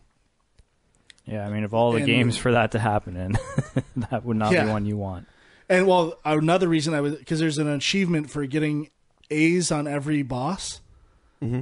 So I would replay every boss until I got an A on it. Don't do that. Well, don't do why that. not? I might as well. When I'm familiar with the boss is the best time to do it. And so I would do it knowing I wanted to get this achievement, and then they just fucked me. Okay, well, I guess if you need the achievement, then I guess it's a good Frank time to needs do the it. achievement. Well, it's not my fault that I was trying to get an achievement they put in the game and then corrupted me. Anyway, love Cuphead, like the music, love the bosses, love the backgrounds, like the road, especially for some of the flying levels. Yeah. The genie pyramid level. Yep. That background. Oh my god, I saw that and I was just screaming. Yeah, And- everything's so unique too in each level. Like they really absolutely. put a lot of effort into designing every level and every boss. The amount of work that must go into doing each state. Like some bosses have 6 stages and they are drastically different. Yeah. Like these are completely new animations for each stage. It is insanely impressive. I listened to a podcast with I think it was the lead artist, and she went over like the process they do, and it was insane to get everything into the game. It was because everything's a also small team too, right? Yeah, I think they grew to like 8 or 10 at the peak, but I think the core was like 4 people. Yeah. But they said they like hand draw every enemy, then they put that like hand drawn version in the game, make sure the timing and everything's right. Then like after that they do like a pass, put it back in the game, then they take it out. Then then she would like watercolor paint it every frame and then scan that into the game. Like it was insane. Like I mean, can't like even just imagine. think of in a game, like, you know, you have a character in there, you have the animations in there, and like how often you tweak the animations for combat and stuff, I know. and it's like they're doing all that by hand. Like, Well, I'm sure the bosses, for the most part, they're gray boxing or doing like a version of the boss. Well, that's what I was saying. They like hope so, but- they take like a rough pattern, make sure like the timing's down and the moves are down and all that stuff, just like hand drawn quick, just to get the kind of rough feel, and then they do the final art pass later. But they also clearly have accounted for, I guess, tweaking design or balancing. There's tons of looped cycles where they are allowed to tweak time between things. Like even the genie one is him doing this thing with his hands where they're taking advantage of loop cycles to not have to redo every piece of art if something changes. Yeah, and they use that for the different difficulty levels too. So they like, you know, on the easy ones, and I think when you beat the game, there's even a harder difficulty too. Like there's like easy and normal, and then once you beat it, you unlock hard, and then you can get, Frank, you're gonna be pissed. You can get S tier or S plus tier, something on all your levels. I know, but I think you only have to do that on one level to get an achievement. For Oh, that, so. well, I got it. Check out my Steam. Nice. Is it on the carrot? Did you do yes. it on the carrot? I think so, yeah. And the onion? I think so, yeah. Yes. But yeah, what was I gonna say? Oh, I don't know. Oh, I know what I was gonna say. I also streamed a couple of these plays of mine on the YouTube channel, or on the Twitch and then on YouTube. So if anyone is on the fence about this game and wants to check it out, there's like one where I play a couple of the levels, and then there's one where I take a run at the final boss, and I failed for an hour and a half. So that's kind of what you're in for the last boss. Nice. So, Frank, but I mean, you were like super psyched for this game. Like, does this live up to the hype for you, or was that one corrupted save file thing kind of just a big downer? Well, it definitely hurt. Up until that point, it was living up to the hype. Yeah. I think it actually exceeded the hype. There was so much extra stuff put into every boss, the overworld level, the mausoleums. I don't know, there's so much extra stuff which I wasn't even prepared for. Oh yeah, man, I love it. It definitely greatly exceeded my expectations, and it's definitely up there for Game of the Year for me. All right. Do you guys? Well, do you have a star rating? I assume it's 5. Yeah, it's a 5. All right. I haven't beaten it. I'm a tentative 4.5. Okay. So, should we talk Uncharted? Lost Legacy? Sure. I don't have much to say. I also don't know. I'm still stuck in the 4th chapter. The 4th chapter. That's like Which the one's open that? world one. Oh, okay. Yeah, let's get into it. This game is a huge disappointment for me. Did you finish it? No. I have no... This is the first Uncharted game, I guess, except for maybe the Vita one. I have no desire to go back and play it, ever. Are you also stuck on the open world level? Let's clarify. I'm not stuck. Yeah. I choose not to play it. That's where I am too. Yeah, I mean, like I ended up beating the game, and I think it ends really strong. But that open world level, that's where you get the real sense that this is DLC, that this is like we got to reuse stuff that we have. Like every other Uncharted game, you're flying from location to location. You rarely spend more than 5 minutes somewhere. And then this one, it's like you're in one area and you have to, like, what is it, 12 different artifacts or something? I don't know, there's a lot. And it's just trying to figure out, like, the paths to get to where you're going is the majority of it. Yeah, it just really, I was kind of... And they're far away from each other. Yeah. It's not like they're close and you're going your way through a quick little maze. And then each area where you find the coins is quite a big area too. Yeah. So that it's not the reason I play Uncharted. Exactly. It's not what I'm into, and I like the truck levels here and there using the winch. Even that in the Uncharted 4 got annoying for me at points. So to take it even further, not digging it. And I'll even say the start of the game before that is really boring. I felt like, again, I was doing the Uncharted 2 demo. Like, this was made for people who have never played Uncharted before. It's walking me through everything I've just done in Uncharted 4 again. And I gotta say, not compelling at all. I was not hooked story-wise. So I will go back to it probably at some point, but I was severely disappointed with this. I was so excited, and it really felt like a bit of a cash... For me, it wasn't a cash grab, but for $50, it feels like a bit of a cash grab. Again, I'm always saying Canadian prices, so... I think it's worth $50. I think if they charge full price, that would be a bit much. But for what it is, I think it's pretty good. And I think, for me, like, the story itself is not amazing, but I still think the voice acting and the dialogue is among the best in video games. Like, you just enjoy spending time with the characters, and there's just a natural kind of the way things come out over time. It works really nicely. There's definitely, like, towards the end, there's a whole sequence involving, like, a train. They're trying to catch a train, and they're on the train. Like, all that stuff was amazing. What difficulty did you play it on? Just normal, I guess. Normal? What about you, Frank? I think I was normal. Okay, I was playing on hard, and I'm like, I'm real good at Uncharted. I'll play on hard, and I was getting really frustrated with, one, the difficulty of the encounters, and two, just the amount of guys in each encounter and how frequent they were. I was finding, now I don't know if by lowering the difficulty there'll be less guys and they'll be less accurate. I know they'll be less accurate, but I don't know about less guys. But there's just so many guys. Like, I'd go into, especially in that open world area, you go into some of those, like, places you're looking for a medal or whatever, and there'll be like an area with like 12 guys, and then you beat all those, you're like, all right, just give me this medal. And then you go into a different area and there's even more guys in there, and it's just so many people to fight off, and I'm trying to do it kind of stealthy to get around them because I'm on the harder difficulty. So if I kind of get stuck out in the open, I'm basically dead.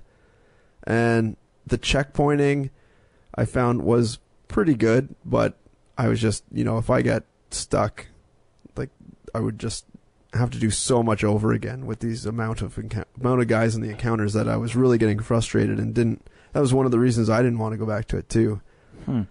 I remember there was definitely a few levels where there were a lot of guys, but I think there were checkpoints in between. Like, if you knocked out a certain group, maybe that isn't there in the harder. Yeah, I remember that being that in, like, Uncharted 3, the checkpointing was done really well.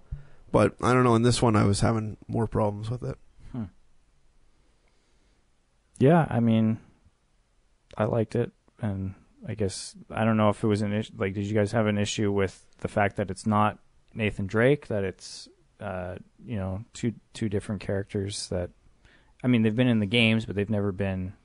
Not at all for me. I was really enjoying their like banter back and forth, and was like laughing. I thought it was funny, and even the like kind of the section.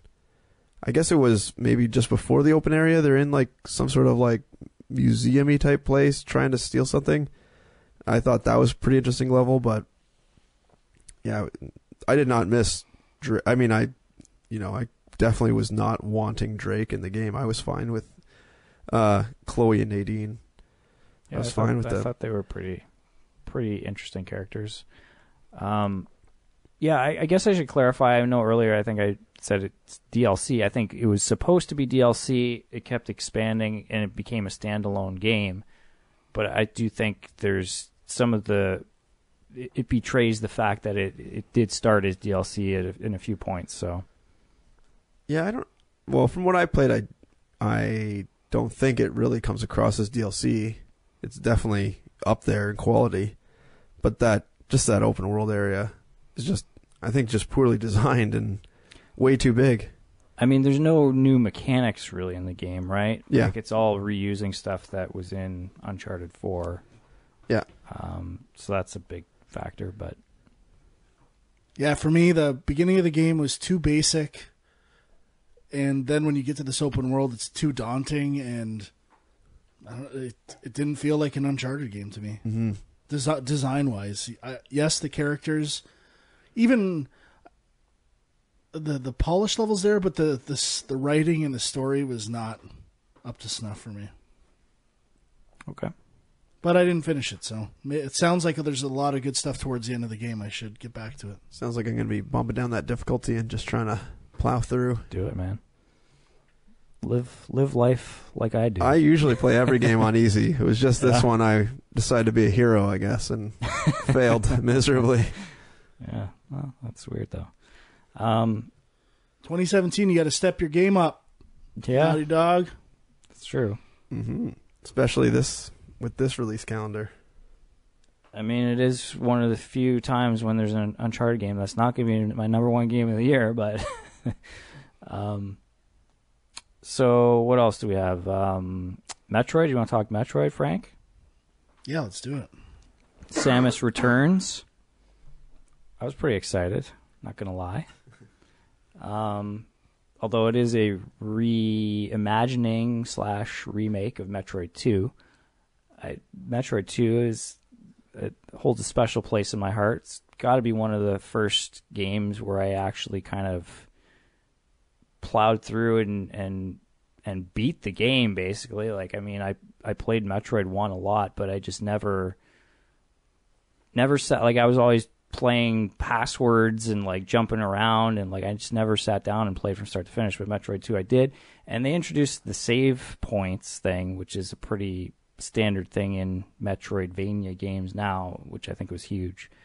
But this is, seriously expanded from what that original game was, and I think improved. Well, just the stuff you do on the controller, there's no way you would have been capable of any of this stuff in the original.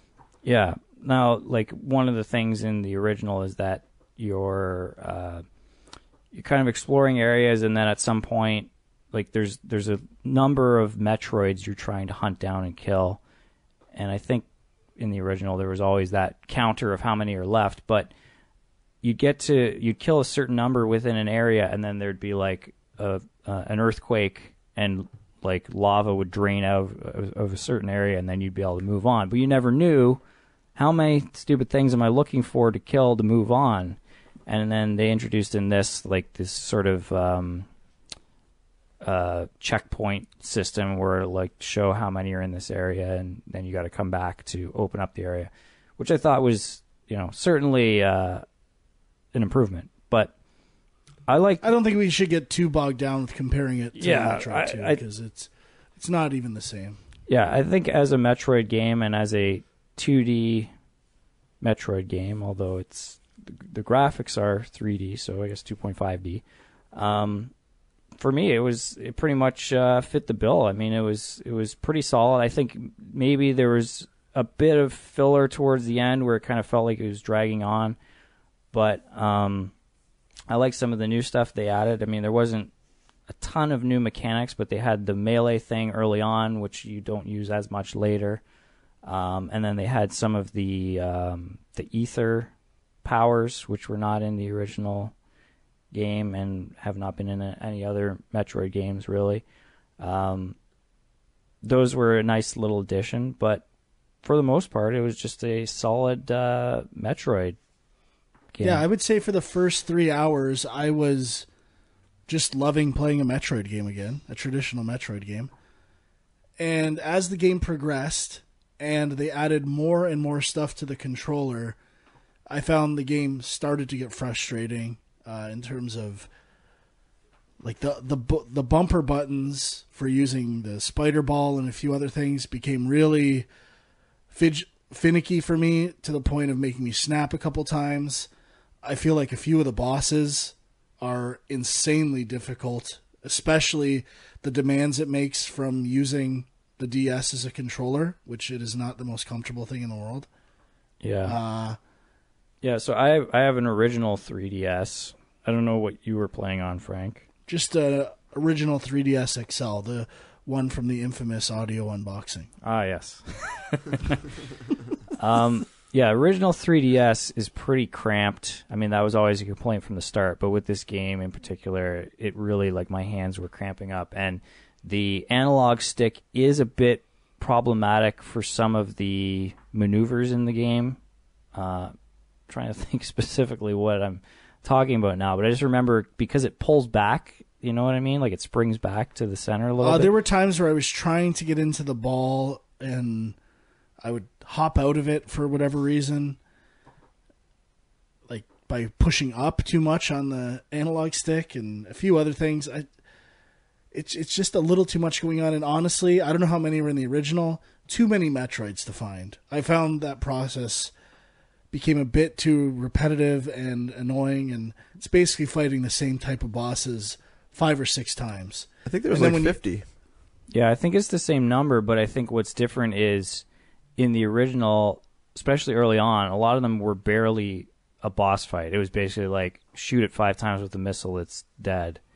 But because they expanded them a bit in this to make it, you know, there's a boss fight, there's attack patterns. It just felt like, yeah, it took a lot longer, especially when you get towards the end, like some of those, you know, the last 5 Metroids. Well, I hate the ones where you find them in a room, hit them so many times, move to another room, yeah. Hit them a bunch of times, move to another room. I mean, get fucking real.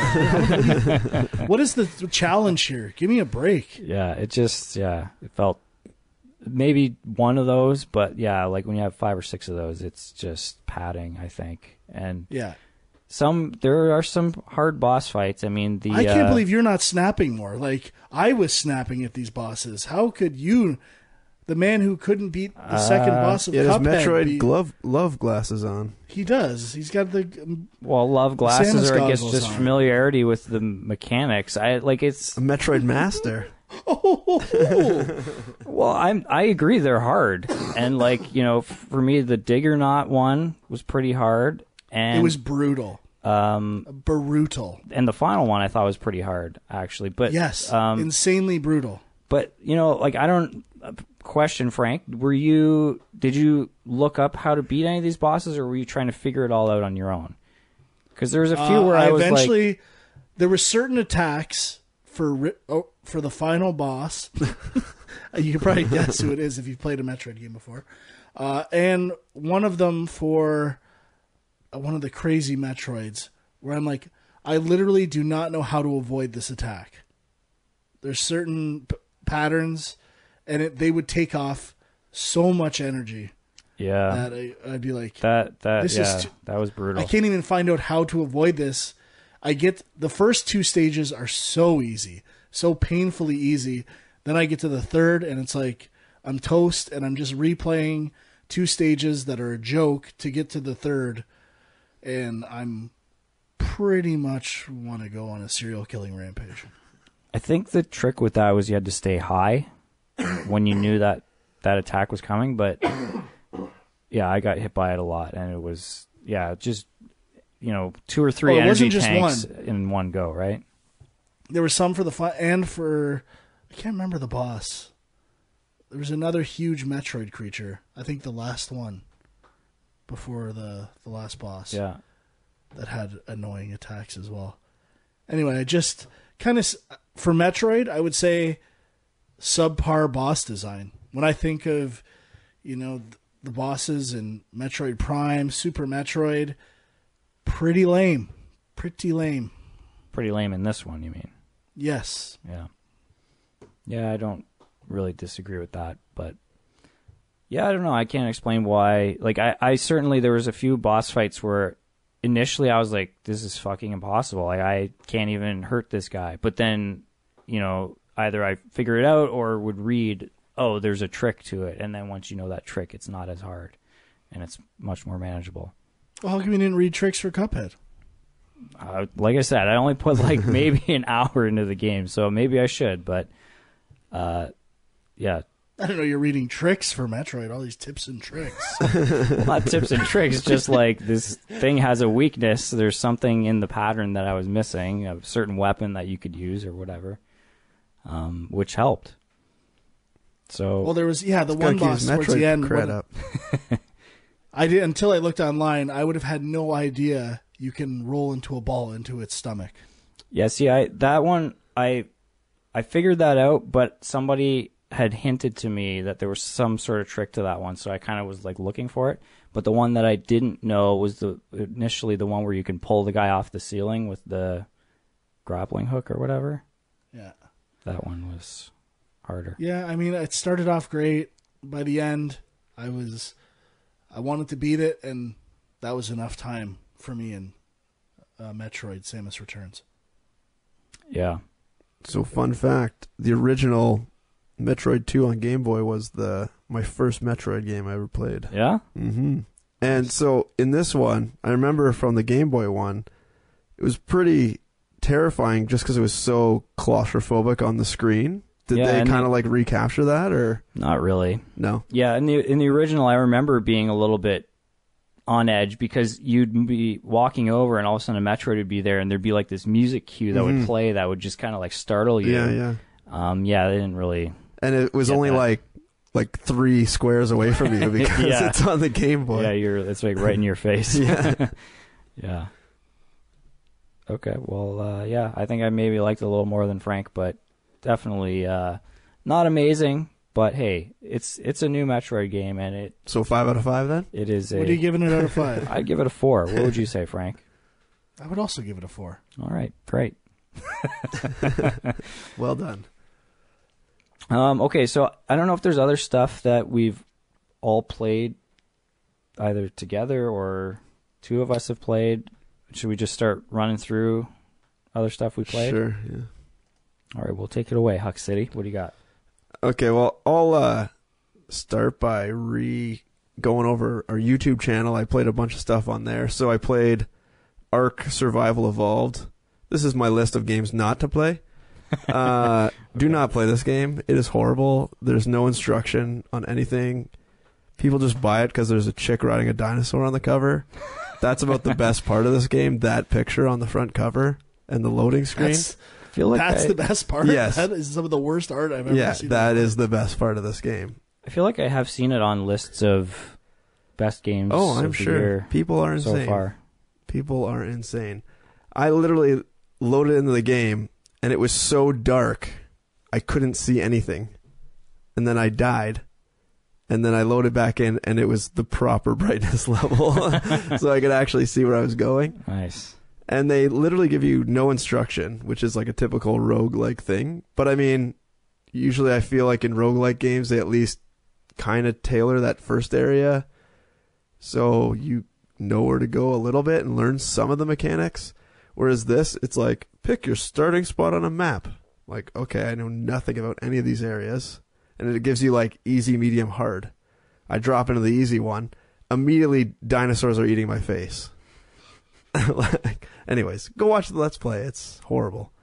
Next horrible game I played was Goat Simulator. That game's just a train wreck of a game. It's amazing. I can't even Don't even look at the Steam Spy numbers for this game. It is sickening to every game developer out there that this game has sold like as much as it has. I mean, it's not really a game. It's just like a sandbox type thing, right? Yeah, well, that's exactly what it is. It's a physics simulator with a goat. Kids love it too. Oh, God. Yep. I wish I made it, to tell you the truth, because I'd be so rich right now. Then I played a couple other games that are on the YouTube channel there. Prey, which was the new Prey. Pretty good. Currently on sale. I've been thinking about picking it up. What do you think? It was pretty good, but I recall starting to get a little frustrated after about an hour and a half, 2 hours in. And there was some things I was having issues with, just with enemies acting weird and weird backtracking bullshit and just stuff like that. Like, obviously, oh, the elevator's broken. How convenient. Now I have to go the long way around. All that kind of shit. Like, the same shit BioShock does that I get pissed off about. They like, oh, just go to the elevator and go up to the second floor. It'll be super easy. And then all of a sudden there's all these enemies in the way and you have to go all the long way around and the elevator's broken now. So let's reset that waypoint 3 kilometers away because that's really where you need to go. All that kind of stuff was starting to piss me off near when I stopped playing. But is it a horror game though, or is it more of an action thing? Or it's there's a lot of jump scares. There's these like enemy elements that are this black, tentacle Mimics. thing, and they can any object can all of a sudden like have a jump scare where it turns into one of these enemies. yeah, I was fucking up every coffee cup. I was not digging it, bro. I had to get out of there quick. Yeah. But there's like, I think there was some neat like 0G kind of sections. Like it kind of reminded me a bit of Dead Space. yeah, that's kind of what I was. The vibe I was getting from. So what if you're getting if you feel in the mood for like a Dead Space type thing, just not as good as Dead Space, then it'd be something to look into. Then I played Pillars of Eternity, which I believe was isometric like RPG type game that was a Kickstarter game. And it was pretty good, but it was a little slow, and I did want to go back to it, but I had to take it back to the library and haven't had really desire to go back. Then the last game I think I played on the stream was Blade Runner, the Blade Runner game by Westwood Studios, because Blade Runner 2049 or whatever was coming out, so I was like, let's go kick out this Blade Runner game. And I put in like a probably solid 2 hours in that game, and it's such a great adventure game, and almost everyone that was watching had never even heard of it, didn't even know it existed. So it was kind of interesting to see them watching along and kind of following along with the game. It was fun. And yeah, that game I really enjoyed. And I mean, you can't buy it anywhere now, so it's kind of cool. I have like the actual CDs from when I bought it in like 1992 or whenever it was, and I had to install some like crazy German patch with like, and then install some like high-res textures and all this craziness to get it working, but it was worth it. I thought they had it on like Good Old Games or something like that. Don't No, no, it's nowhere to be found. really. Yeah. So, Game Junk spectacular right there. Yeah. What else? Well, why don't you guys go? I don't need to. Or should I just ramble on through all my crap? We can jump around. Frank, what do you got? Well, like I said, I played another 100 hours of Nioh. Yeah. In the summer. It was so good. Did the first 2 DLCs. Haven't gone back for the third, though. I guess have we talked about Horizon ever? Did we talk about it last time? Yeah, I think so. I feel like we did. Okay, well, I platinumed that. It's the best game. Second best game of the year, I guess. Speaking of Naughty Dog and Uncharted, I went back and played Jak and Daxter, the original, on PS4. Oh yeah, I got a free copy of that with something. What did I get? What did I get that Lost with? Legacy. Oh, right. That makes sense. Yeah. And it is one of my favorite games ever. Wait, hang on. How come I didn't get a free copy? You should have. Don't know. With every copy of Lost Legacy, you got a free Jak and Daxter copy? Mm-hmm. I think so. Oh. I'll have to Digital. look. Did you buy digitally or physically? Digital through the PSN. Should have it. Interesting. I bought it physical. I got it. Oh, okay. Never mind. Continue. I love that game. One of my all-time favorites. Maybe close to my favorite 3D platformer at least of that generation. Actually, it might be my favorite ever. Anywho, platinum the fucking shit out of that thing. It was the best. Played a bit of Hellblade. Didn't hook me, but I was pretty impressed at what I saw. Need to go back. Oh, sorry. And speaking of Naughty Dog, played through. I got the Crash collection. Right. Played through all of Crash 1. Absolutely loved it. Was trying to platinum it. And the time trials are insane. They are so hard. I've played every level in that game so many times, and I'm like, there's no way I'm going to do this. It's impossible. So, kind of gave up. Started Crash 2, and it just, for whatever reason, I didn't play it when I was younger. I was like, yeah, I'm out. I want to play more, but not going to happen right now. I played a bit of Crash 1, which I had never played, really, because I didn't have a PlayStation 1. There's a lot of games I missed out on from that generation that I am interested in revisiting, although, I don't know, like, I found Crash a little bit clunky, I guess. That's why I love it, man. And yeah, I mean, a lot of it is the camera angle, and just like, I guess that's part of the challenge. But sometimes you just can't see where you're going, and it's frustrating. I did Jack and Daxter though. I played a little bit of that, and I was actually pretty impressed, like how modern it felt, and I could see myself going back to that. So, oh yeah. I mean, even the way the worlds are all connected, it's not open world per se, but there's a continuity to the whole world in that game that I love. And it's perfect, and they screwed it up so bad in the second one, it's a travesty. GTA was a poison and scourge upon this earth. Ruined all good platformers after its creation. And then, sticking with PlayStation stuff, Everybody's Golf I played a lot of. It's the new Hot Shots Golf, and I actually really like it. I'm not crazy about the progression system, though. You end up playing the same course so many times in a row that I would need to turn it off. I'm sick of this course, and then maybe come back to it later. But still love the game. Not super crazy about the design this time around. What about a Golf Story on the Switch? You picking that up? I've not played it yet. I do want to, though. Yeah, I'm kind of interested. Hearing good things.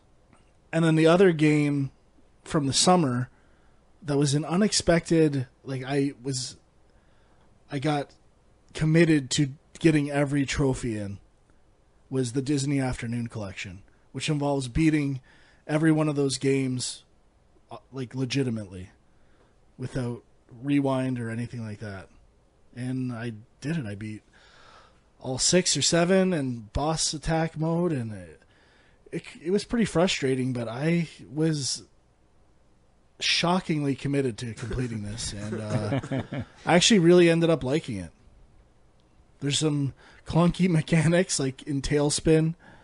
You basically jump by switching which way the screen pans, which takes a while to get used to, but you got to master that shit if you're going to get a trophy, bro. That's how it goes. Got to do it. And I did it, and now I'm doing it again on Xbox. So it's fucking nutty. It's pretty cool. Pretty cool. That is nutty. But that was my summer gaming experience. I've played some of the new releases. I'll talk about that in a bit, or after Sean goes. Yeah, I don't have too much to talk about. I'll mention the Mummy Demastered. Did you play this, Frank, or no? I played it maybe for 15 minutes, so I didn't really want to say too much. Okay. Well, coming off of Samus Returns, still in that Metroid phase, and then Frank out of nowhere is like, "Did you hear about the Mummy Demastered? It's coming out tonight." And I'm like, "What?" And it's made by what's the studio again, Frank? That made it? Yeah, the people that did they did that Alien kind of Metroid-esque game, and they did the Shantae series. Oh, Way Forward? Yeah. So they've done some good stuff. But the weird thing is it's a tie-in for the Mummy movie with Tom Cruise, which came out this past summer. The game just came out, September? October? October. I think just before Halloween. So it's like months after the movie's been out, and the movie's already kind of bombed, and who the hell cares about this thing? But it is a Metroid-esque game, 2D game. With roguelike elements. Yeah, and it, made by a decent studio. So I checked it out, and I played a few hours of it, and it's pretty good. I mean, the graphics and the music and stuff are, retro and beautiful. The gameplay is a little bit, coming off of Metroid, where so much of that game is the traversal is what's fun about it. Like whether you're rolling into a ball, or you got the grappling hook, or the screw attack, or all those things. Like there's so many different ways to move across the map, and it's tied into your attacks. And this just feels like you're a guy with a machine gun. And maybe there's other stuff, other cool gadgets you get later, but basically it was just like machine gun, grenade, and it just feels very, I don't know, not as exciting as Metroid, I guess. But it was decent. Very Yeah, it NES. didn't really hook me, but the music was really good.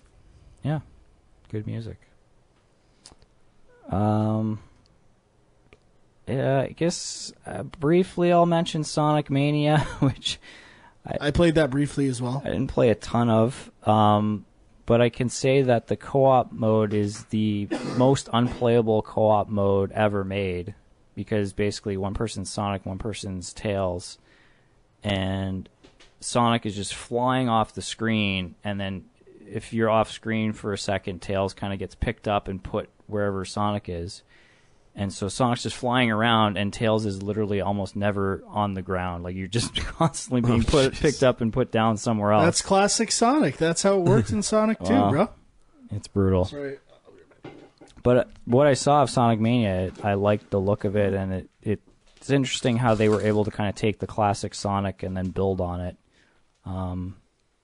Especially since there's been so many kind of failed Sonic games over the years, trying to recapture the magic and not really doing it. It seems like this one gets close to it. Not that I'm a Sonic expert, so. Yeah. All right, back over to you, Huck City. All right, I played a couple.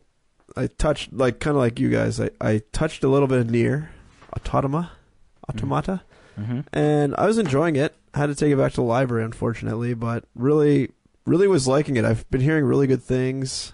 Hearing you have to play through it like 5 times or something to really get it. It kind of visually kind of reminded me of almost like an early PS3 game. Like all the areas were pretty basic, but at the same time it was pretty interesting. They do like some almost like shmup style shooting, and then they go into like a third person action game, like kind of weird like that. So I want to go back to that. Played a bit of Owlboy, which is like a platforming shooter type game. And I was enjoying that, but didn't get drawn back into it. Doesn't that have Metroid elements? Yeah. Yes, it does. Associated with? Yeah. Yeah, I think it was maybe been on a top 10 list if I did one last year. I don't know, so. but it's ringing a bell. I'm kind of like, I think I'm like maybe halfway through the game, and I'm like, I kind of want to wait. I think it's coming out on consoles early next year, and I'm like, I kind of want to play it on a console instead of on Steam. So, and I'm the same way with Hollow Knight. I'm just waiting for a console version of Hollow Knight. Yeah, I want to play it so bad. Yeah, actually, I can just jump in real quick and just say on that topic, I picked up a Steam Link. Oh yeah, I see So it. I got one too. Because it was on sale for really cheap, and actually it's even cheaper now for Black Friday. I think it's like $6.99 at EB. $6.99. Oh really? Yeah. Which I thought, I bought a new computer not that long ago. Haven't really used it for gaming at all, and I was like, oh, this is perfect. Like I can play the games on my TV downstairs. Good to go. Tried it out, and it wasn't working for me. It could be like I definitely have network issues pretty far in the house. Pretty far if you're going to the downstairs one. Well, I guess, but I mean, there's also I have a Wi-Fi extender down there, but that also probably introduces issues too. So I don't know. It's probably my network, but they do recommend to do hardwire, which I'm like, well, what's the point? I could just run an HDMI cable from my computer to my TV if I want if you really that. want to, yeah.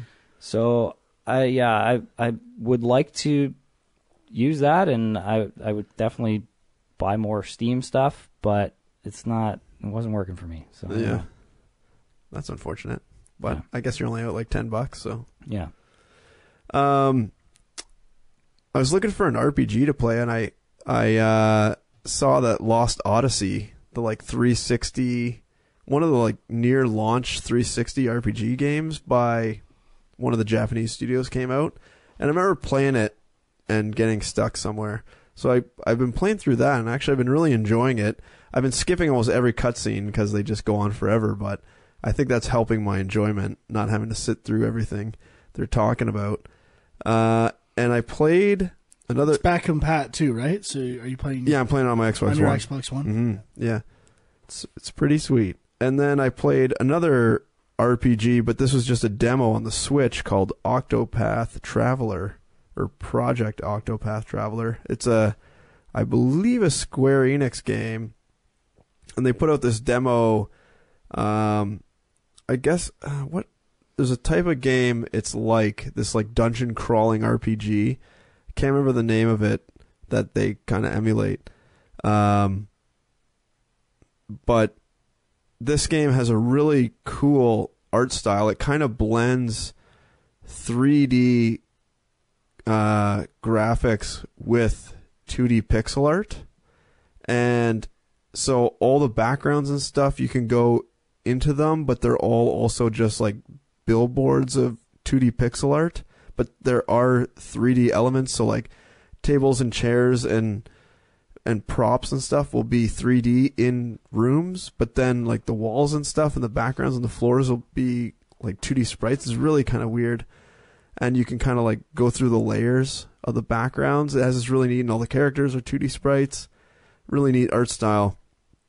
And I was really enjoying the game and the game mechanics. They give you 2 players to play through. You kind of play through their intro story. So I played through one of them, and the combat was really fun. There was this neat sort of like boosting, defending mechanic they had, which apparently the other game I'm thinking of that I can't remember also has. It's a 3DS game. I don't know if that rings any bells of like a 3DS hard dungeon crawling game. Anyone? No. No. Bravely Default? Yes, Bravely Default. That's it. Yeah. It's kind of like that. It reminds me of... I can't remember the name of it either. For PlayStation 3, Atlas released it. It's like a isometric, voxel-based game emulating a Zelda game. 3D Dot Heroes? Yeah, 3D Dot Heroes, but with like really refined graphics. It looks amazing. Yeah, it is amazing too. I've spent probably 10 minutes just going in and out of the same house, trying to figure out how they were doing their like transitions between the layers and like integrating the 3D with the 2D. It was really neat to kind of look at all this. They have like all these layers that they kind of filter out and then put like blue like on the outskirts of the screen. I was just really enjoying it on the Switch, so looking forward to that. What else did I play here? Another RPG. I played the new South Park game, Fractured But Whole, and I haven't watched really South Park in a long time, but I still enjoy those guys' humor a lot. And I was really enjoying this game, but I was a little disappointed because the start of the game is essentially the same as the first game they did, where you wander around the town going from like house to house and searching each house and opening drawers and stuff and finding mechanics. And it's literally, from what I remember, the exact same as the first game. Nothing's really changed. And that was kind of a damper. Like, obviously the comedy's there to kind of keep you going, but and the battle mechanic has changed a little bit. It's more like more strategic than just like a turn-based battle system. But as far as there's not many battles, there's not like random battles. So most of the battles you do are at specific spots that you're exploring to. And I played for probably a couple hours and was enjoying it, and I want to go back to it, but another library had to return because it's a fresh new hot title that everyone wants. These damn kids taking my games from me. So I'll go back to that for sure, but overall I was a little disappointed with how it was shaping out, but I was still enjoying it. I got 2 more games here. I played a game called Halcyon 6, which is by a studio in Toronto. It's kind of like XCOM-y style in their management. It's kind of like XCOM, the new XCOM, base management mixed with almost like a, what do they call it? Like a 4X game where you go and explore an area. And I was enjoying it. There's like turn-based battles, so it's kind of like this weird mishmash of different genres kind of thing. And it was pretty fun. I would recommend looking at it. It's a little confusing now because I have like a bunch of different versions on Steam. I think it's kind of like Game of the Year edition type thing and the regular. But people should look it up if they're into that sort of strategic game with, what's it called? Exploration. Strategy with exploration. Yeah, the 4X games. That's what they're called. Okay. Then the last game I played was Pyre, which was a pretty big release by the guys who made Bastion and Transistor. Right. And this game is sort of like the Banner Saga story meets a sports game. It seemed like a really interesting mashup. I did not check it out, but yeah, I'm intrigued. It was the actual like sport mechanic was pretty good. Each character was unique that you can control, and there are members of your team. You have, I think, a maximum of like 8 characters, all kind of different. So there were different reasons to use each one, and you kind of like lose them along the way. I don't know, but the story it just went on forever. This game kind of just, when you think it should end, it's like half over. And then it just kept going, and you have to like replay battles over and over again, or matches. And the story, there was so much sort of like fluff storytelling that I really just wanted to skip through it all.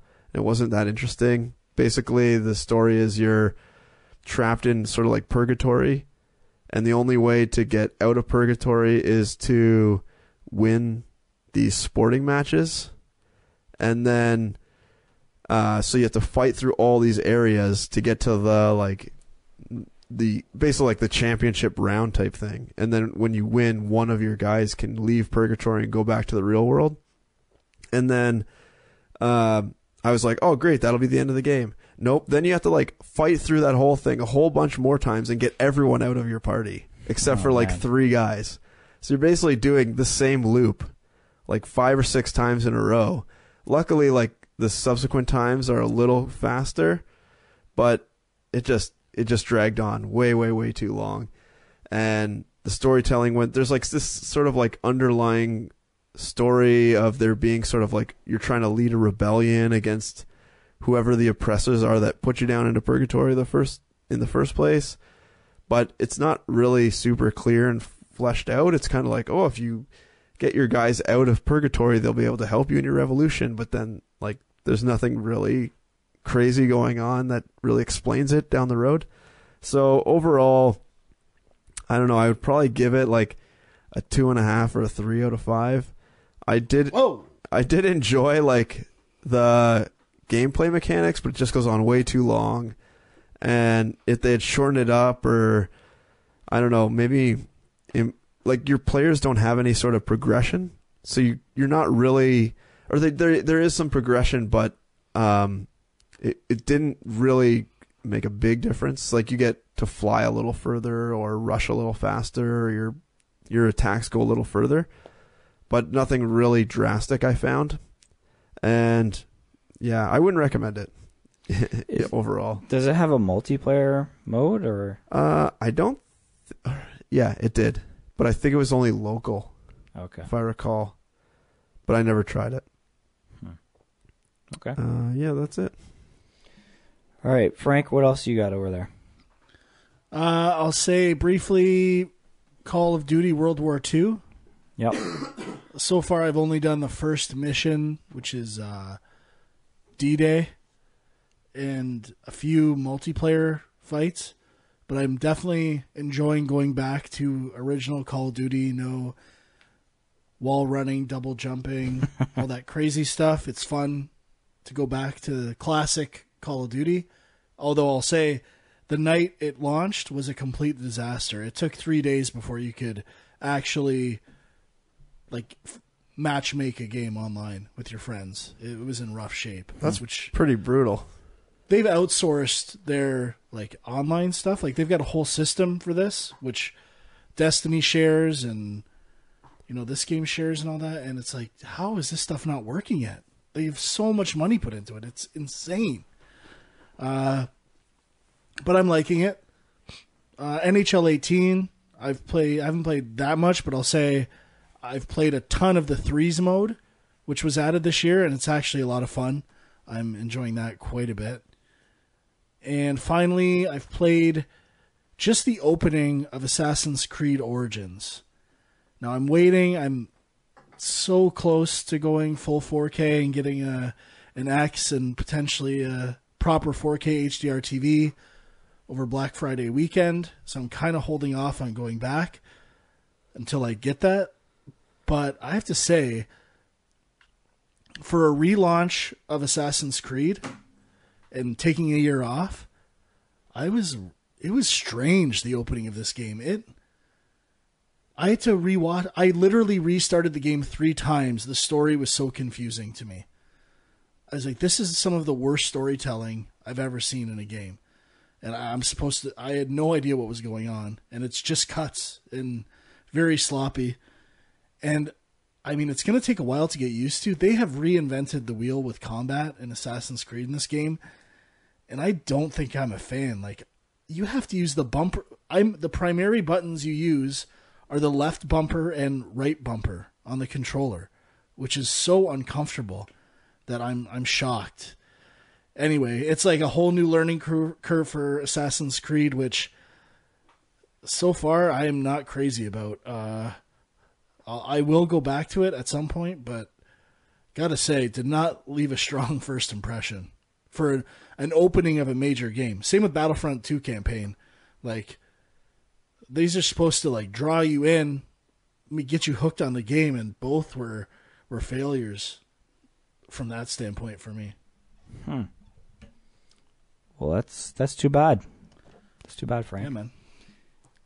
But these are rushed. I'm just trying to try these games, so yeah. I don't want to say anything too definitive on my feelings about them. But I had to say I was underwhelmed with both so far. So, I think there's one other thing we maybe should briefly mention. I don't know how much you played it, but the SNES Classic. I played I played a bit of each game, I think. Well, not the RPGs, but definitely sunk 5 hours straight into Mario Kart between the hours of 1 and 6 in the morning one night. That was the one game that I immediately put on and played as well.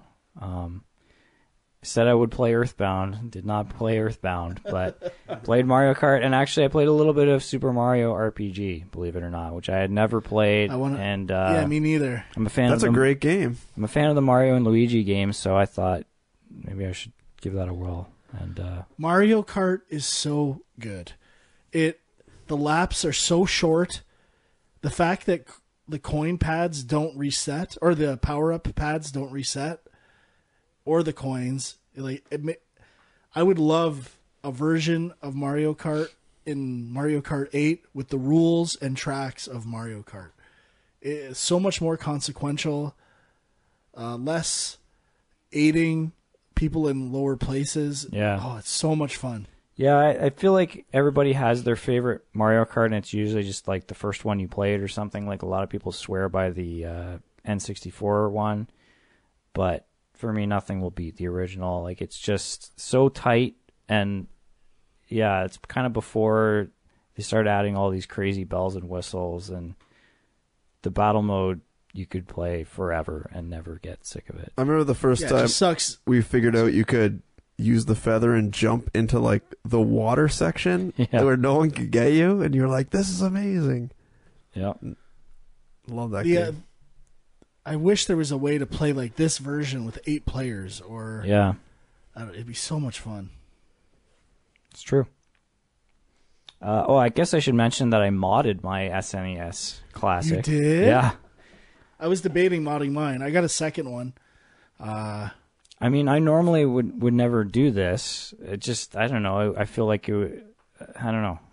Because it's like the whole thing is... It seems pretty safe. Yeah, that's the thing. Like, it's super easy to do. I looked up how you do it, and I was like, oh, well, this looks easy. You back up the kernel, and you're good to go. But, you know, it's weird because it's like, well, but if you're going to do that, like, why didn't you just get, like, Raspberry Pi? a Raspberry Pi and build your own, which is kind of true. Although I think no matter what, if you're using emulators...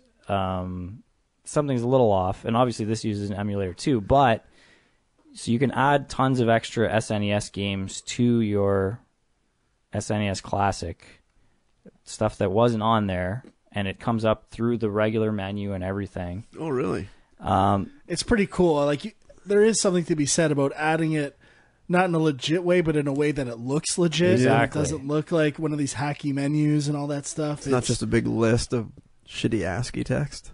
Yeah. It's pretty sweet. And so not all games work with the emulator that's built into it. Now you can also add additional emulators, and you can add NES games to it and all this stuff. Really? But I was like, nope, that's crossing the line. What about Genesis games? You can. I think so, Really? yeah. Nintendo 64. Hilarious. Anything. I think, though, Sean, even for some SNES ones, you need that rad...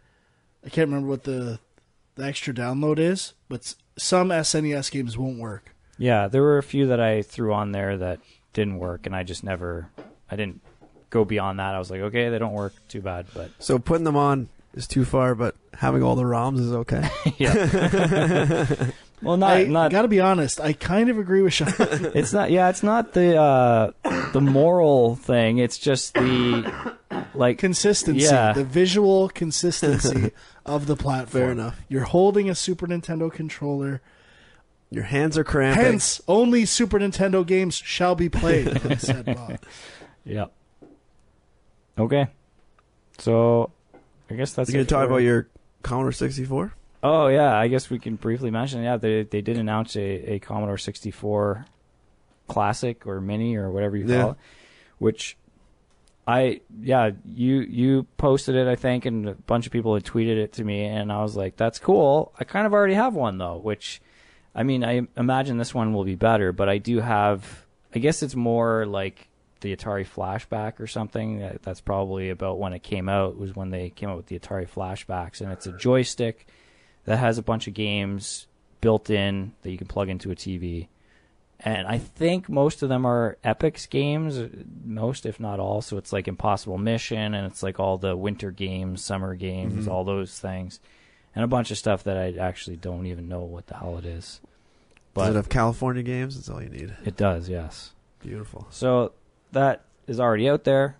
I'll probably pick this other one up too, but it's kind of cool. And I guess we didn't mention also Nintendo announced the NES Classic is coming back next year. Oh, did they? Oh, jeez. Yeah.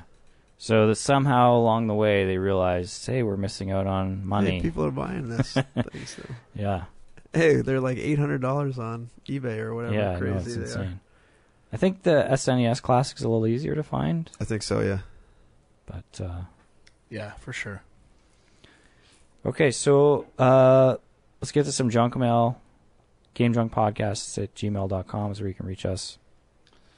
Apparently, Mario versus... I should say I played Mario and Rabbids. Oh, yeah, It right. was pretty good. I didn't play enough yet, though, but it's on sale for $50 at Walmart. Oh, yeah? I might pick that up. I was pissed when I saw that it's not on the eShop sale. I want an eShop sale. What is on the eShop sale? I haven't had a Nothing. look. I don't think there is. No? I don't think Super there's one. Bomberman R for like $10 off. Ugh. Puyo Puyo Tetris is 10 off, I think. And I Am Setsuna and one other thing in the vein of Bomberman. Oh, 1-2 Switch. Oh, yeah. Yeah, that's pretty lame. There are a bunch of Switch kind of indie things that I want to pick up at some point still. But okay, so junk mail. We got a couple here from Blake in Boston, believe it or not. First one, here we are shaft deep in that Q4 video game season, and I have almost too many games to play between Mario, Wolfenstein, The Evil Within 2, South Park, Gran Turismo, Mario and Rabbids, Call of Duty, etc. Faced with the problem of juggling too many games at once, right now I try to keep 3 games in rotation, but I'd rather just focus on one game at a time as to not dilute my experience with it. This leads to my question, how do you guys organize your playtime? Do you juggle many games at once, and if so, how many? Or do you prefer that laser focus on just one game at a time?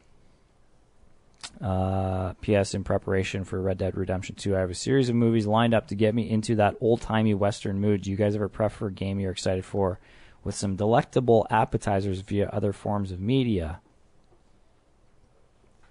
For me, I like to focus on one, but I find since my time's kind of limited lately, I've been grabbing all the new stuff from the library and basically putting in like an hour or two into each and then kind of tossing it to the side. That used to be my standard operating procedure, but this year I kind of made an effort. And to be fair, I think part of it is just some of these games have been so good that I've not wanted to let go of them, but I've been trying to really just focus on one at a time. And like I actually, after finishing Mario, I'm kind of back on Breath of the Wild again, so I'm going to try and finish that. And I still have Horizon waiting, which I still want to play, but just want to finish off some other stuff first. What about you, Frank? Well, I kind of like to have maybe an adventure game that I'm focused on, maybe a arcade title, and a sports game or something else. So if I get sick of one, I kind of rotate through a couple of genres if I'm sick of one. But I love it when, which was the case a lot this year, one game just takes over and I just focus on that. If I'm cycling through 3, it generally means that they're okay games and not great. And I don't really consume any other media, I don't think, to hype up for a game. Yeah, I can't think of any examples of that. But Red Dead's a good one. A lot of times, not other media, but I'll play the game that preceded it. Yeah? Yeah. And then by the time the new one comes out, I'm sick of it. I don't play the new one. Which is exactly what happened with Mass Effect 3. So Blake also says, it's me again. Sorry, look, if you're only going to record every 6 months or so, expect multiple emails from me. All that aside, your boy just bought a beautiful 65-inch LG C7 OLED, and I'm just over the goddamn moon with it. I popped in some PS4 Pro 4K HDR games on the screen, and my mind was subsequently blown. It was a real game changer, Frank. Thus my question, what instances, recent or distant, do you recall witnessing quantum leaps in gaming tech that left your mouth agape? Mario 64 has to be number 1. What say the game men? Blake in Boston. Oh, this email. I'm trying to decide between TVs, and I want to get an OLED. I'm scared of burn-in and image retention and warranties, but I got to get it. Just do it, man. Who am I kidding? These other TVs just don't got it. But I would say this is a tough question. It's a good question, but yeah, it's not, for me, there's not one thing that jumps to mind. I mean, VR is the closest one I can think of, where it felt like a totally new experience playing a game. Yeah. I agree with him on Mario 64, though I found that Mario 64 is almost like an outlier, and that like PlayStation era 3D games kind of went downhill, mainly because the second joystick wasn't really on any controllers yet, so it was really hard to control the camera. So although Mario 64 was like this big jump to 3D, it wasn't really the ideal jump to 3D that like other games, like even like Halo would have been way better. Well, they introduced the camera basically, right? So yes. Like PlayStation was out already when N64 came out. Yeah, but I don't think did the original controllers have they didn't have a DualShock, right? So like, as soon as Nintendo did that, everyone adopted it. So it is a game changer, for show. It got to be. And I guess also maybe N64 had another... I mean, it's since not mattered as much, but was a game changer at the time. I think it was the first one to do it. Standard 4 ports on the console for multiplayer. Yeah, that's pretty good. Yeah, I think so. I'm looking at every system. Dreamcast was definitely after that. I think it was the first, which... Definitely standard. cool. Like, SNES had the multi-tab thing you could get to get more controllers, but definitely just 2. Yeah, it feels like everything was kind of gradual. Like, I don't know if there's that many, like, just bam, something comes out and it's way beyond everything else. Like stupid as it sounds, like, I can remember going back to the first time, one of the first times anyway, that I played the NES. And I had a Commodore 64, so that's what I was coming from. And I mean, pretty much comparable processing power, really, but I remember playing Blades of Steel and like just having a couple of voice things in there. I was like, oh my God, this is insane. Or just going to the special screen where you fight. Yeah, exactly. Like that game blew my mind for some reason. That was like Double Dribble on the NES. They had like special animations when you do a dunk. Yeah. I was like, oh my God, look at that. That animation is so real looking. Was that the one where it has like the little like, it's just like static images of the dunk happening? Pretty much. There's like 4 frames. Yeah, that was it's amazing. like up, dunk. I think graphically, Donkey Kong Country was a game changer for me. Yeah. It was an immediate, I have to have a Super Nintendo right now. I mean, Mario World was kind of that. Going from NES to SNES and seeing that difference and like the layers and all that stuff. And I guess Mario Kart with the Mode 7 thing and Star Fox, that was kind of a big deal at the time. I've got one other game changer. It should have been the first thing I said. Achievements. I remember getting the Xbox 360. I wasn't as much into gaming then. I wasn't working in the industry or anything. And I got it and I like these, like, what are these achievement things that keep popping up? And it took me like playing through, I don't know, at least 5 or 6 games to really understand what I'm getting into here. And game changers aren't always for the better, but necessarily it was a game changer on how I approached playing games, playing harder. I would always play easiest pretty much. Like I didn't go out of my way to challenge myself, but with achievements, I would play harder difficulties. I would try to do everything in the game. And it really opened up my eyes to like learning, animation tells and really mastering games, which I don't think I did previous to achievements. Yeah, I mean, like there's even stuff like online play, like Xbox Live and like first experiences with that. But it's like, I don't know, it wasn't like a moment. It was more like... I don't think that's a game changer because it's really, if you had a friend, you could do it on the couch. Like that idea of playing against someone or your friend, I mean, it's convenient that you can do it over the internet, but the experience isn't that much different.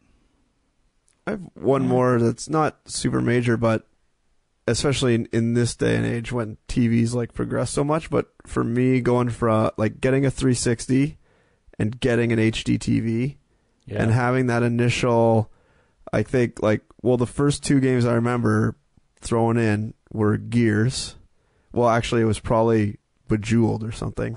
Whatever, or Columns, whichever one came, like... Hexic, yeah. That one. I was like, look at how awesome these crystals are. And then Gears, which looked incredible compared to anything you would see before that. And also, for me, like throwing Madden on the screen and having it look so much better. Like, it wasn't just blocky people on the side anymore. And I remember my mom came down and she's like, oh, who's playing? Like actually thinking there was a real football game on, just because you never expect to see that high visual quality in a game at that point in time. Yeah. So I mean, that wasn't like a huge revolutionary moment, but it kind of was. Like, and now, like, TVs are just crazy OLED 65-inch, crazy 4K HDR, blah, blah, blah, all over the place, right? Yep. So it's not as consequential. But I remember playing my games on my 10-inch shitty or 13-inch colored TV with the VCR decked in there and enjoying the games just how they were. Yeah. Yeah, I'm sure there's some other good ones we're forgetting, but good question. Patrick says, hello, at last the game men assemble again. Nearing the end of the year, so many awards to be given out, etc. Player Unknown's Battlegrounds, or Tyler Perry's Boring Grounds, as I like to call it, is nominated for Game of the Year despite not even being finished. Good but unoriginal concept, and the game is flawed in so many ways. It's not supposed to be a popularity contest, is it? Also, there was a British awards ceremony where Cuphead was nominated for Best Game before it was even released. Now, Cuphead is a great game, but that seemed a little odd to me. Thoughts on this? Any of you play Nier Automata? Automata? I haven't gone back to it, but I played the intro and I loved it. There's too many games. I hate life. In terms of the Cuphead thing, it's a little weird. I think we need there's no real it feels like more PR stuff than we have an official video game awards. Not really feeling it right now. Yeah, I mean, the idea of an unfinished, like something that's kind of like in beta or whatever, I guess, being nominated for awards, I don't necessarily have a problem with that. Like, especially if the concept, the killer concept, is amazing, then a few little flaws or something that's unfinished, I could still see I could see awarding that, but I disagree. You have to be finished. You can't be in early access. Wow. Is it early access? Is that what he's talking about? Yeah. And it comes to preview on Xbox December 12th, I think. I have not played the game. Everything I've seen from it does not look that great, but people love it. I cannot comment having not played it. I must say, the award thing is a little weird in that, yeah, it's not finished, but I mean, if people are playing it and enjoying it, maybe it should be allowed to be nominated. The Cuphead one where it's not even out, that's weird. But for Battlegrounds, at first I was going to say, no, that's dumb. But I mean, who's really to say when a game's finished? I mean, Rainbow Six Siege came out and got killed by reviews, and they've now like improved the game a whole bunch, and apparently there's a big lively community around that game. So I mean, was that game done then? Yeah, I mean, that's kind of what I was thinking. Like, there's games that just sit there they just iterate, and they never really get like an official release, like like something like Minecraft or something, you know. And it's like, when do you call that done? I don't know, but you don't, and you never get awards. Yeah, like World of Warcraft. When is that game? Even kind of like Destiny 1, I guess. Well, Destiny 1. That would have been eligible for an award the day World of Warcraft went live. Yeah. Non-beta. That year, it's eligible for a game award. Nothing else. Maybe it's eligible for best DLC in future or best update. I mean, just put me in charge of the game awards. Let's fucking end this already. I'll straighten this shit out. But I mean, the Cuphead thing, like the solution is you have best early access game. Yeah, that's true. Solved. Just throw in a category. But like the Cuphead thing, like the game could have been done, and the people giving the awards could have played the whole game. True. It's just nobody else had access to it yet, which happens with movies a lot. But yeah, I don't know. We need a games academy. Yeah, I agree. We should start that, honestly. Like, that seems like some kind of gimmick that needs to happen. Well, is it like, what would you say is if there was one that the one Jeff Keighley runs? Yeah, that's to me like is making a bid to become the Academy Awards. I don't know that it's quite there yet. But it's too intertwined with trailers and announcements. Yeah. They got to pay for it somehow. Well, you don't. Got to get your Schick pay for their awards. Your Schick Razor Man on the screen a whole bunch. Well, I'm fine with advertising. I'm talking about like announcing new games during the show. Yeah, it still feels very sketchy. Like the nominees. Like, not to say that Oscars and Golden Globes don't sometimes do that, like nominate somebody just to get them there, but the difference is if it was movies, ostensibly, well, I'm in the movie industry, I would have a vote. Right. Like being part, it's not just who knows who's voting on those. And we charge people to be in our academy. That's how we make all our money. Then let everyone else vote. It's like the Steam thing. Everyone pays you should us. make the video game academy. That's what I'm saying. I'm sure someone's tried. No, that's what I'm saying. We make it. I'm agreeing with you. Is there not? Well, I mean, the whole thing is there's no game developer union, right? Like the industry is not unionized. Maybe it should be. I'm sure people we have need been a saying guild it for years. Anyway, we need a programmers guild, designers guild, I agree. artist guild. Let's make it happen. Tester even though I'm guild. not in it anymore.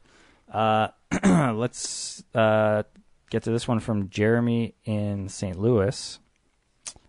Hola, Game Junk crew. Hope you all are all doing well and gearing up for some Black Friday fun. I'm finally jumping on the PS4 wagon. Decided to pick one up this week. I'm very excited about picking up exclusives that I've missed for the last few years. Uncharted 4, Last of Us Remastered, Horizon Zero Dawn. But what are the other franchises I could look at that have flown under the PS4 radar? Also, is the Switch going to fall into the same pit as the Wii U? Too expensive and not enough games. My son wants one, but I tucked my wife out of it due to him growing out of it and only a few quality games. Thanks for getting another episode out. Have a great Thanksgiving and Christmas. Well, the Switch, I definitely think is good to go. Yeah, it's beyond the Wii U for sure.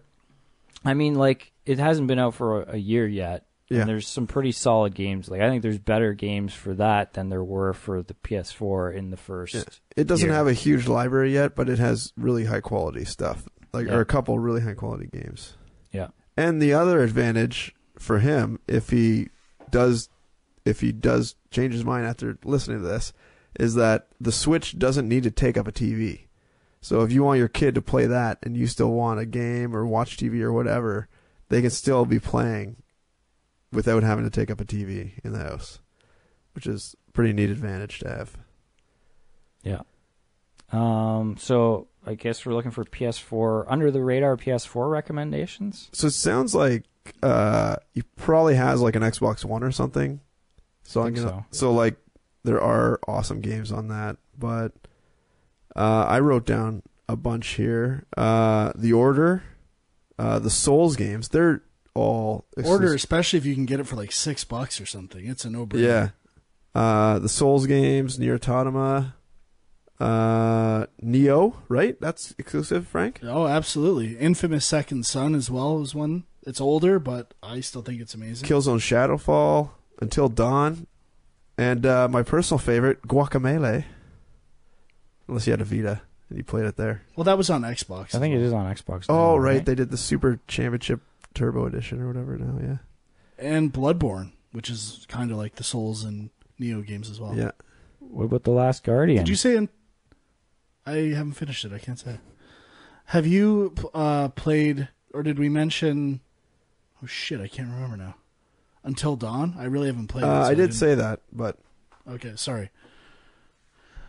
Yeah, I can't think of any others off the top of my head. There's obviously going to be more like God of War and stuff like that, but Persona 5, I haven't played it, but...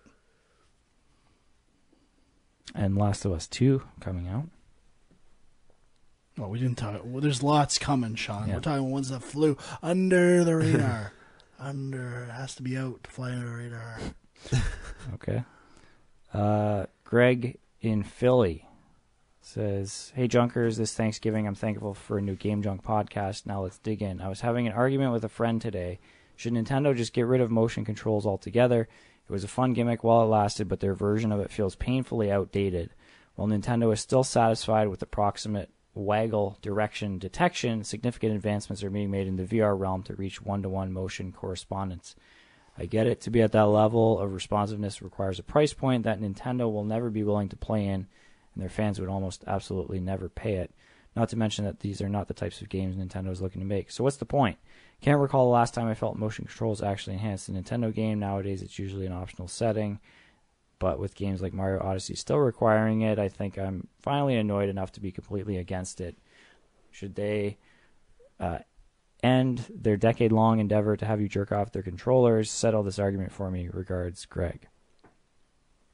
I think so. I think they should get rid of it. Though, since they have it, I'm kind of hoping that they get some games on the eShop from the Wii U and Wii days that you might be able to revisit. Though, unlikely. I want an HD remaster of Skyward Sword without motion controls. That's my number one wish. That game is horrible. It won't be good without the motion controls. Yes, it will. It won't. And I think they should get rid of them too, pretty much. And the last game I can ever remember it actually improving, and it doesn't improve it that much, it's kind of a fun way of using the pointer, is the Galaxy games. I thought you were going to say Donkey Konga, Jungle Beat, whatever that game is called. The bongo drums. It's kind of like those motion are good control. too. Yeah, I mean, I've said nothing bad about those games. we didn't mention that the Kinect is kind of officially dead. Microsoft stopped production on that, so they had already pretty much cut the cord when they re-released the S and the X without anything to do with it. But yeah, I think it's done, man. Like, it was fine for the Wii. That was the whole point of the Wii. But it is weird that they're still pushing it, and I don't know. I'm trying to think of anything recent that, like, even in Zelda, it's annoying that you tilt it for aiming and stuff. Like, I turned that off because it's like you're not paying attention, and then you accidentally move and your aim gets fucked up. It's bullshit, man. It's fucking bullshit. Mm-hmm. Yeah, and I like even the Metroid Prime 2 and 3, I was like debating because I was in a Metroid mood. I was like, I gotta go back and play those games, and then I'm like, fucking motion controls. I don't want that shit. Yeah, I know. I got Corruption. I bought Corruption, and I don't think I ever even put it in my machine, unfortunately. Yeah, I mean, people say that it works well with those games, but I just can't be bothered anymore. Yeah. Too much effort, raising your hand up, pointing it at shit. Exactly. So Matt says, hey, Sean, Frank, and Huck City, after a constant badgering from my roommate, I gave Horizon Zero Dawn a spin. I put about 15 hours in, and I found it not that good.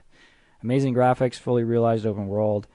I had major issues with the main narrative and how it's delivered. Dialogue cutscenes take forever. Decision trees mostly just allow you to decide in which order exposition is spit at you. As the main story progresses, the open world snaps shut. Each story mission and cauldron become a corridor shooter.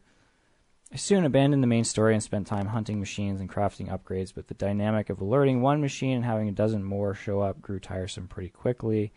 I looked up reviews, and other than the odd mediocre review, nearly everyone was gleaming. What am I missing? I want to like this game, but I'm just not feeling it.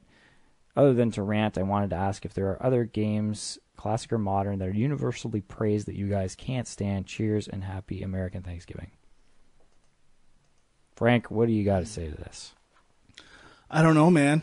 It's the best game. I just, every creature I come across, there's so many of them, and finding out using different weapons on them, every time I come across a creature, it's an amazing experience. I'm in awe of the design and how they were able to set up the game that you can fight some huge creature and it's manageable and fun and still a challenge. That, along with the variety visually in the game and how much there is to do on the map. I agree, the story is not the best, but no video game stories are good, so it's better than most, especially the beginning. It's really strong out of the gate for me. I'm surprised. The stuff with Roost and all of that beginning elements are, to me, the strongest part of the game. So if you don't like that, it might just not be for you. I don't know. Frank, you didn't play the expansion? Or do you have plans to? Not yet, no. Kind of want to wait and pop her on some HDR 4K, you know what I'm saying, bro? Yeah, I know what you're saying.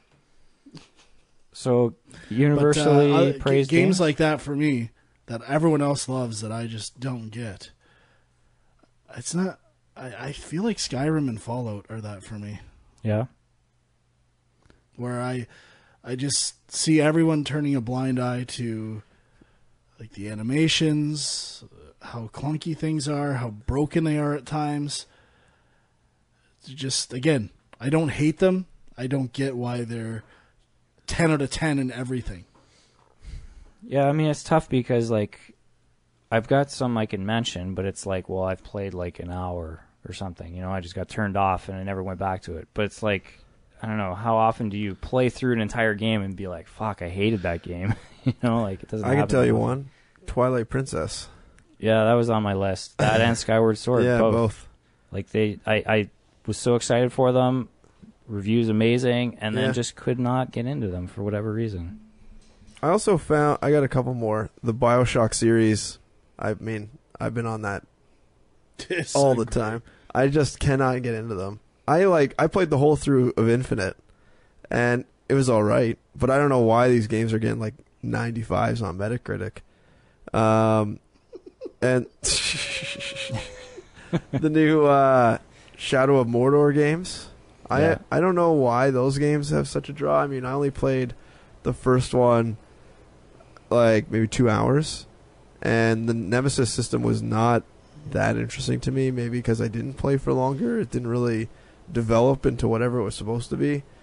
But to me, that was just like a big open world where you're just fighting stuff, and I never really got drawn into it. And those games are all pretty highly ranked. And the last one is Perfect Dark for the N64.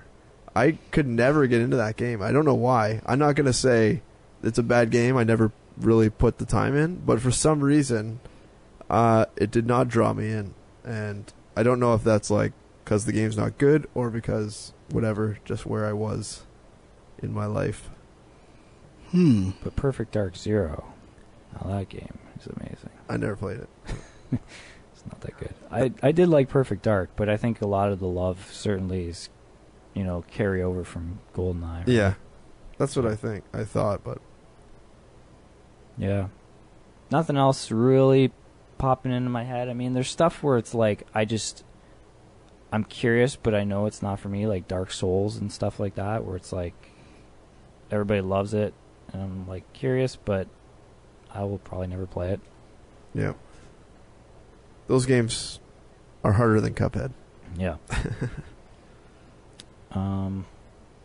Yeah. I think that's about it.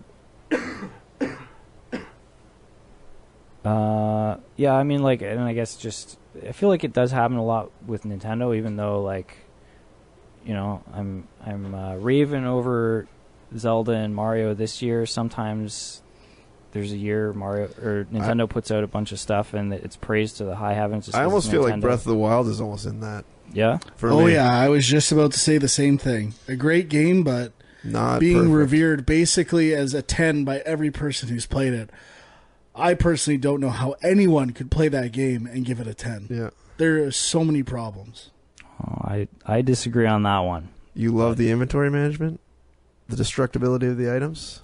The destructibility of the items, yeah. You give that 10 out of 10? It's frustrating in the sense, again, you just have to learn that it's not a game where you have to fight every single thing you see. But well, that's every Zelda game, though. Yeah. Pretty much. Climbing or brave new world. Climbing downwards off of ledges, and when there's a lot of finicky controls. Accidentally hitting the throw your weapon away button when you're on top of a hill and never seeing your best sword again. That's a great design choice. Because throwing is so useful in that game. May have happened to me once. Okay. Phil, we got two more. Phil says, Game Man, rapid fire, quick time event question time. Frank, when you're not busy crushing it with the ladies, what do you crush while playing games? And by crushing, I mean snacks. While I'm playing? Yeah. Nothing. Maybe drinking beverages. Sodas, alcoholic you don't beverages, want to get any water. crumbs or anything on your controller. I do not like to eat in game. Okay. Huck, knowing you have the sexiest voice of the three game junkets, do you enjoy performing hard challenges in video games? I'm getting super pissed doing the 100 jump rope challenge on Odyssey and may resort to a glitch to beat it.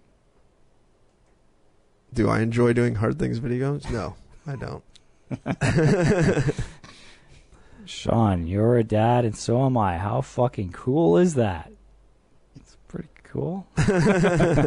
So is Huck City, man. Yeah, it's pretty cool. I can't wait till Kieran is better at video games than you. It's like 2 years away. It's happening, man. Like, we were playing Zelda the other day, which I try to play, and every time it's like, he's like, oh, can I play? And he's like, breaks all my shit. It's frustrating. But 10 out of 10. But there was a temple I was trying to do, and like I was trying to carry this torch through this stream of water, and I'm like trying to think of all the different ways to do it. And I'm like, well, I'm pretty sure you have to shoot an arrow because there was a bow that you picked up earlier. And I'm like trying to do it, and he's like, oh, give it to me. And he just like to bring the energy to the top of the windmill in the one part? No. But he's like, oh, give it to me, I'll try. And then he just like took it and he like ducked under the water. And I had tried it before and it didn't work, but he did it. And I was just like, oh my God. It's happening. Yep. So you got to shelter your kids more like me. I guess so. Yeah. Ducked under the water. Yeah, he ducked under the water. I don't get it. You don't get it? Yeah. Well, there's a temple where there's like a stream of water and you have to carry the torch past it. If you just walk through it, it puts the flame out. And I tried ducking under it and put the flame out, but somehow he found the angle to do it. I guess just assumed you couldn't. Sounds like he hacked the game. That doesn't sound like how you're supposed to do it. It's possible. Could have been a hack. Okay, end off on this from Ryan. He says, hey, junkies, I'm curious if you guys ever have the choice to play so many games that you get stressed out and end up not playing anything. Do I force myself to play every day until I get into the game, or is something wrong with me? Love the show, Ryan. I have the same problem on like Netflix as my stream, my Steam account. I just like stare at it for an hour and then realize I don't have time to watch anything or play anything anymore, and then end up doing nothing. Yeah, paralysis of choice. Mm-hmm. It's a reality, I think. Yeah. But I have to say, if that's the case, it might not be that great of a game. If you've played it a bit, you got a few games on the go, maybe these games aren't that great. You're settling for less than the best. Because when a game grips you, like Mario, Horizon, Nioh, there is no choice. It just happens. Yeah. So those are the moments you have to learn to live for. Mm-hmm. Yeah. I agree. At the cost of not even trying other games as much as you'd like to. You got so precious few hours, days on the shithole of a planet. You might as well play the game you like, not try ones you don't like. Yeah, I agree. Like, if you find one that's got you hooked, just keep going with it. And I guess if something's not clicking, I mean, you could say some games you got to give them a certain amount of time before they get their hooks in you, but know when to throw in the towel, I guess. Yeah. Like, look at Sean. He wasn't fucking around with Cuphead. He knows. Right. His candle's almost out, baby. No Cuphead. That's right. All right, well, that's it. Thanks for all the emails, guys. We did it. Thanks for sticking with us, even though we recorded actually once kind of every 6 short months. episode. Yeah, it was pretty good, I thought. And who knows when we'll be recording again, but maybe some sort of end-of-year thing. We'll see what we can do. Upcoming releases, I mean, there really isn't much. I was looking at the calendar. I mean, this year, the only stuff that's left, Xenoblade Chronicles 2 is December 1st. Dead Rising 4, Frank's Big Package, December 5th. Hello Neighbor, December 8th. Okami HD, December 12th. Resident Evil 7 Gold Edition, December 12th. And then Okami HD, there's a game I've tried to force feed a million times. I can't believe that game's like 10 years old. Yeah, that's crazy. Isn't that a PS2 game? Originally? Yeah. And then next year, Kirby Battle Royale, January 19th. Ni no Kuni Revenant Kingdom, January 19th as well. Dragon Ball FighterZ, January 26th. And Shadow of the Colossus Remastered, February 6th. Will this be the time I beat Shadow of the Colossus, finally? I'm hoping so. For me as well. But, yeah, I mean, that's cool. I mean, I got time to catch up on some stuff maybe, but there's really nothing there at all. Yeah, and I think God of War's. Oh no, I think it got pushed a bit. Does it have an actual release date? No. Metal Gear Survive is February as well. I don't actually... Is that the next Metal Gear game, or is that something else? I think it's an online component to... Like zombie mode? Pain. And then Far Cry 5, February 27th. I hear pretty good things about that, in particular the fishing mode. Oh, yeah? Fishing mode. Sounds pretty cool. Can't wait. Lure that fish in. Fishing and Twilight Princess, definitely. Got a mutual friend who I believe is working on the fishing. Yeah. Gotta sink that hook. Nice. Yeah. Cool. Yeah, so anyway, thanks for listening. Facebook.com/GameJunk, or at GameJunk Podcast on Twitter. And you can follow us all individually on Twitter at Dirty Frank at 3 Hours of Dirty, at My Angry Commute. Is that still angry? Equilibrium Sis, is that? Yep. And then one other thing, Sean, before you get to me, I should say I wasn't.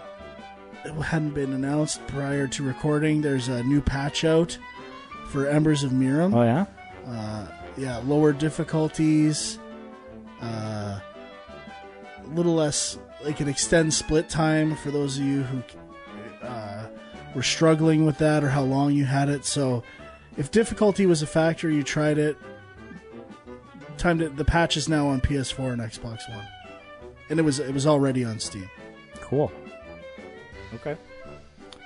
And you can follow me at Film Junk on Twitter, and that's pretty much it. So until next time, we'll see you guys later. Bye-bye.